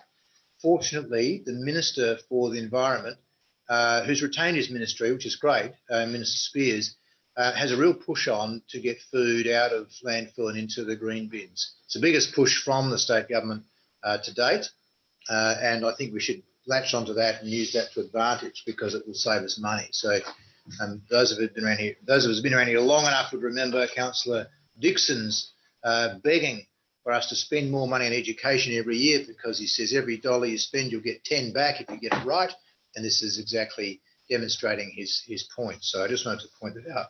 It is the most comprehensive waste audit I've seen. It's very, very good, and there's lots of great information in it, but that is the most pertinent feedback of the report. So I'd draw that to your attention and encourage staff to come back to us. And thank you. Councillor De Backer. Yeah, just a little left field. It is one of our biggest challenges, and I'll just do a personal note for me. We supply the little plastic bins that sit on the countertops. Sorry, but they're ugly. So I didn't actually use my countertop bin until I found an appropriate, nice-looking vessel with a wooden top so it breathes. And I use it now, and I use it all the time. I empty it every day. and my use has skyrocketed since I had something that was pleasant. And I would put a design challenge out there to our creatives in the community to put some really nice countertop storage bins, because you empty them every day, so it actually reduces the smelliness of your bins as well. So, and you don't have to bend down. So there's all these great things about recycling, but you have to make it easy, and there's other reasons why people aren't doing it. So it'd be a nice little neat competition, I think. Good idea. Staff left the room when you suggested that, so I'll reiterate it later, don't worry. great. That's a great idea. And yes, thank you. Councillor Ripp. Just to point out, the page that you're referring to, I think it's 458, which is this graph. That's the one. So 458. Top left. Remember that number, top left. Remember that number. Thank you, Councillor Ripp. The other, sorry. Councillor Pearce. Sorry.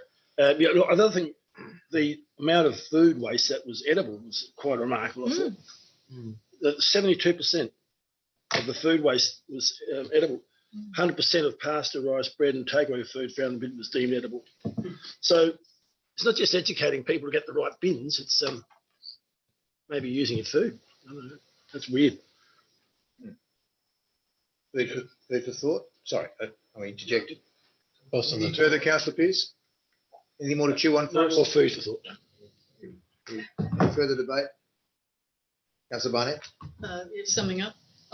Yes, I agree with the design. I've got one of council's horrible beige with the lids that doesn't fit, and I've got my own other one, which is much better and much more efficient. So I agree that or East Waste, perhaps on behalf of its member councils, should be looking at offering something a bit more modern and for modern kitchens. Also, we have some, I think at least one kitchen building place in the city of Prospect, but I've noticed in some of my friends that have had new kitchens designed, and they have very efficient waste bin, things like that. So you actually don't have to have one sitting on the top. So I think we've got a bit of an old-fashioned approach still to this. So I think it would be worth us to having a look at with designs and with kitchen designers and making sure that people do that. And so there was that point, and there was another point now, which I noticed the time of this was taken pre-COVID-19. It was in October and November. So I'd be interested to see if any, from a lot of reports, items that you read about people's activities have changed, in particular perhaps in relation to food. So I'm just wondering how we can capture on changing people's habits, and if there's something positive, if any, out of the COVID-19. It may be that there's something in the food, people, cooking their own food and perhaps not being quite so wasteful. So I think it's got a lot of more other interesting points which we can perhaps give some feedback on at another workshop or some other time. I'd like us to pick up more on this. So if that could just be noted by the director. Yes, thank you. Not meaning to hurry you up, but that concludes debate before 10:30. And all those in favour? Against? Carried unanimously. We're very close, legal members. Somebody happy to move a resolution that we extend for a period of time. Councillor Ripp? 10:51. 10:50. I'd say 10:51. No, 10:45. Councillor Ripp's moved to extend to 10:45. Do I have a seconder? Councillor Groot, any debate on that? All those in favour? Against? It is accepted unanimously. Pick it up. Jazz, great, thank you. Next item withdrawn. Sorry, jumping around a bit here. Item 12.10, Disability Access and Inclusion Plan 2020-2024. Councillor Backer, are you happy to move it? Happy to move it, get it on the floor. Just a few questions. Excuse my ignorance, but did we have one of these previously, a disability and inclusion plan? CEO, through you, Chair, for the Director.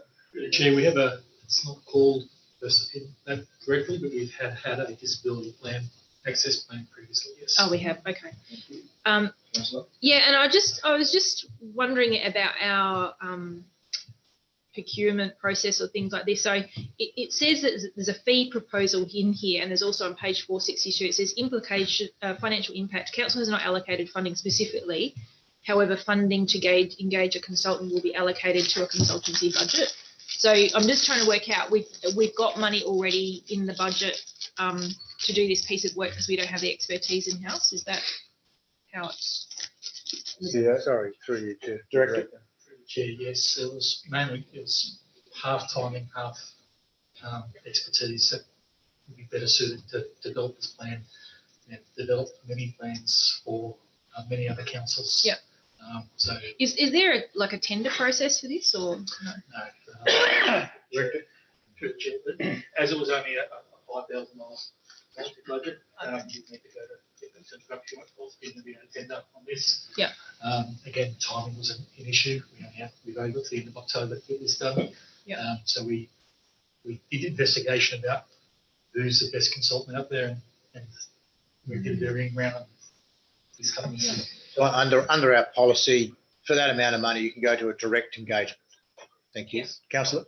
Yeah, just one more question. So I guess all the different councils, if they're tailoring it specific to the city of Prospect, I guess. Yeah. Director? The Chair, there'll be some generality because there's actually a template. I can see that, yeah. The government set out, so we set that template, but the resident lives in North Adelaide, has worked for Prospect before, knows the Prospect area, knows a lot of residents with disabilities, and we'll be able to cater it for us, I believe, yes. Thank you. Okay, thank you. Councillor? Yep. Do I have a seconder? Group, you should speak to it. Yeah, look, I think this is a really good initiative. I'm glad Councillor Backer pulled it out, actually. A couple of years ago, when I was the former Deputy Lord Mayor, I went to an LGA meeting where the City of Prospect actually put up a motion which looked at employment targets for people with disability. And thanks to former Mayor Lachlan Klein from Unley, we got that through, and LGA did a whole lot of work on targets and then came up with saying it's all too hard. I'm paraphrasing, but it wasn't the result we wanted. I notice in here, one of the outcomes is to ensure council's employment practices will be inclusive, and I just challenge those around the room who are monitoring and managing this process to also look about whether we can have an employment target as part of for the plan and what that might look like for the City of Prospect. It's achievable, it's doable, it's possible. I think with respect, LGA made it a bit too hard. It's something that, again, we could maybe lead with. So well done for the initiative. I think it's really exciting. Excellent. Any further debate? Councillor De Backer, you need to sum up. That concludes debate. All those in favour? Against? It's carried unanimously. Item 12.11, full implementation of facility and parks booking system was withdrawn by Deputy Mayor. Do you wish to move it in its current form? Yes, I do. Wish to speak to it? Yes, I do. I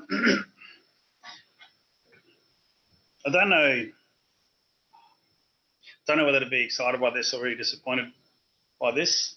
I'm sort of weighing up how I feel at the moment. For those of you who've been around for a few years, this process started about 76 years ago, probably closer to 3 years ago at least. And we've got something, which is great to see. And there's been a lot of work put in by the team recently to get what we've got. But it kind of falls flat for me. So you go to the City of Prospect website and then you find book a City of Prospect. I'm going to be quick here if I can. City of Prospect. And then I can book a space and I can view or book our spaces. And then all of a sudden I'm on this thing called Space to Co, which is what the platform that we've adopted is called. But, you know, and I'm a reasonably IT literate person. I'm not the guru by any stretch of the imagination, but it takes me to something which I'm starting to wonder straight away, am I in the right spot? Am I in the City of Prospect booking facility system? And so, you know, it kind of falls flat for me there. Then we click on find a space and then it defaults to near the location of Perth, WA, Australia. And I've got location services turned on. I don't know why it's not defaulting to here. And again, I'm sort of more confused. So again, we've got something, and I think it's a lot better than the system that which we used to have, which was sort of reliant on people to be sitting somewhere to take a booking, and everything was manual and difficult. So I'm glad to see that we've progressed this, but I don't know whether I'd call it a full implementation of facility and parks booking, because one of the things that we talked about all the way through was that not only would council spaces be available for this, but spaces within the community that the bowling club or the tennis club or the football club or the RSL would like to hire out, maybe to fulfil part of the expectations around the leasing and licensing, would also be included. I don't know whether it mentions in here whether phase 2 is a complete rollout across all those locations, including help in getting those facilities up and running. But again, it's good to see we've got something, but to have gone through the extensive process we went to end up with this just seems like it's fallen flat a little bit. So I'm glad, and congratulations to the team for finally getting it to where it is. I don't know if there's further improvements that we can make to improve the customer experience so that they feel like they're using the City of Prospect booking facility as opposed to some third-party application, which is going to confuse a bunch of people. There's no doubt about that. So I'd encourage the team to continue to work on looking at the customer experience. I'd also like to see some reporting on all the typical things you'd report on, such as people who started a booking process and got lost and quit and gave up. I'd like to see people who went all the way through and made a booking. I'd like to see what the feedback is on the system. I'd like to see utilisation rates as they currently are, and increased utilisation rates based on having invested the time and money into the system. And I'd absolutely definitely like to see this rolled out to other community groups who could definitely use the opportunity to make their spaces available. So that's a little bit of yin and yang for me on this one. Yeah, browsers are too old to support it, is what it says. Do I have a seconder? Yeah. Councillor Barnett, you should speak to it. Yes. Oh, well, I was very excited by this and felt positive, and I actually went online and tested it and pretended I was booking some park in the City of Prospect. I didn't quite get there to pay for it, but yeah, I thought it was good on the staff and Spaceco for sticking to it and actually getting to this point. I mean, it's been very difficult, and I acknowledge that, and that we do have a system that, I felt was reasonable.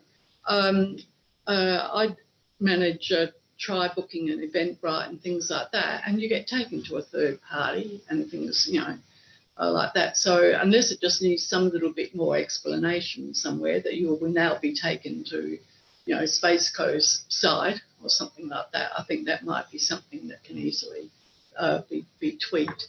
I'm just envisaging that the next stage is what the Deputy Mayor suggested.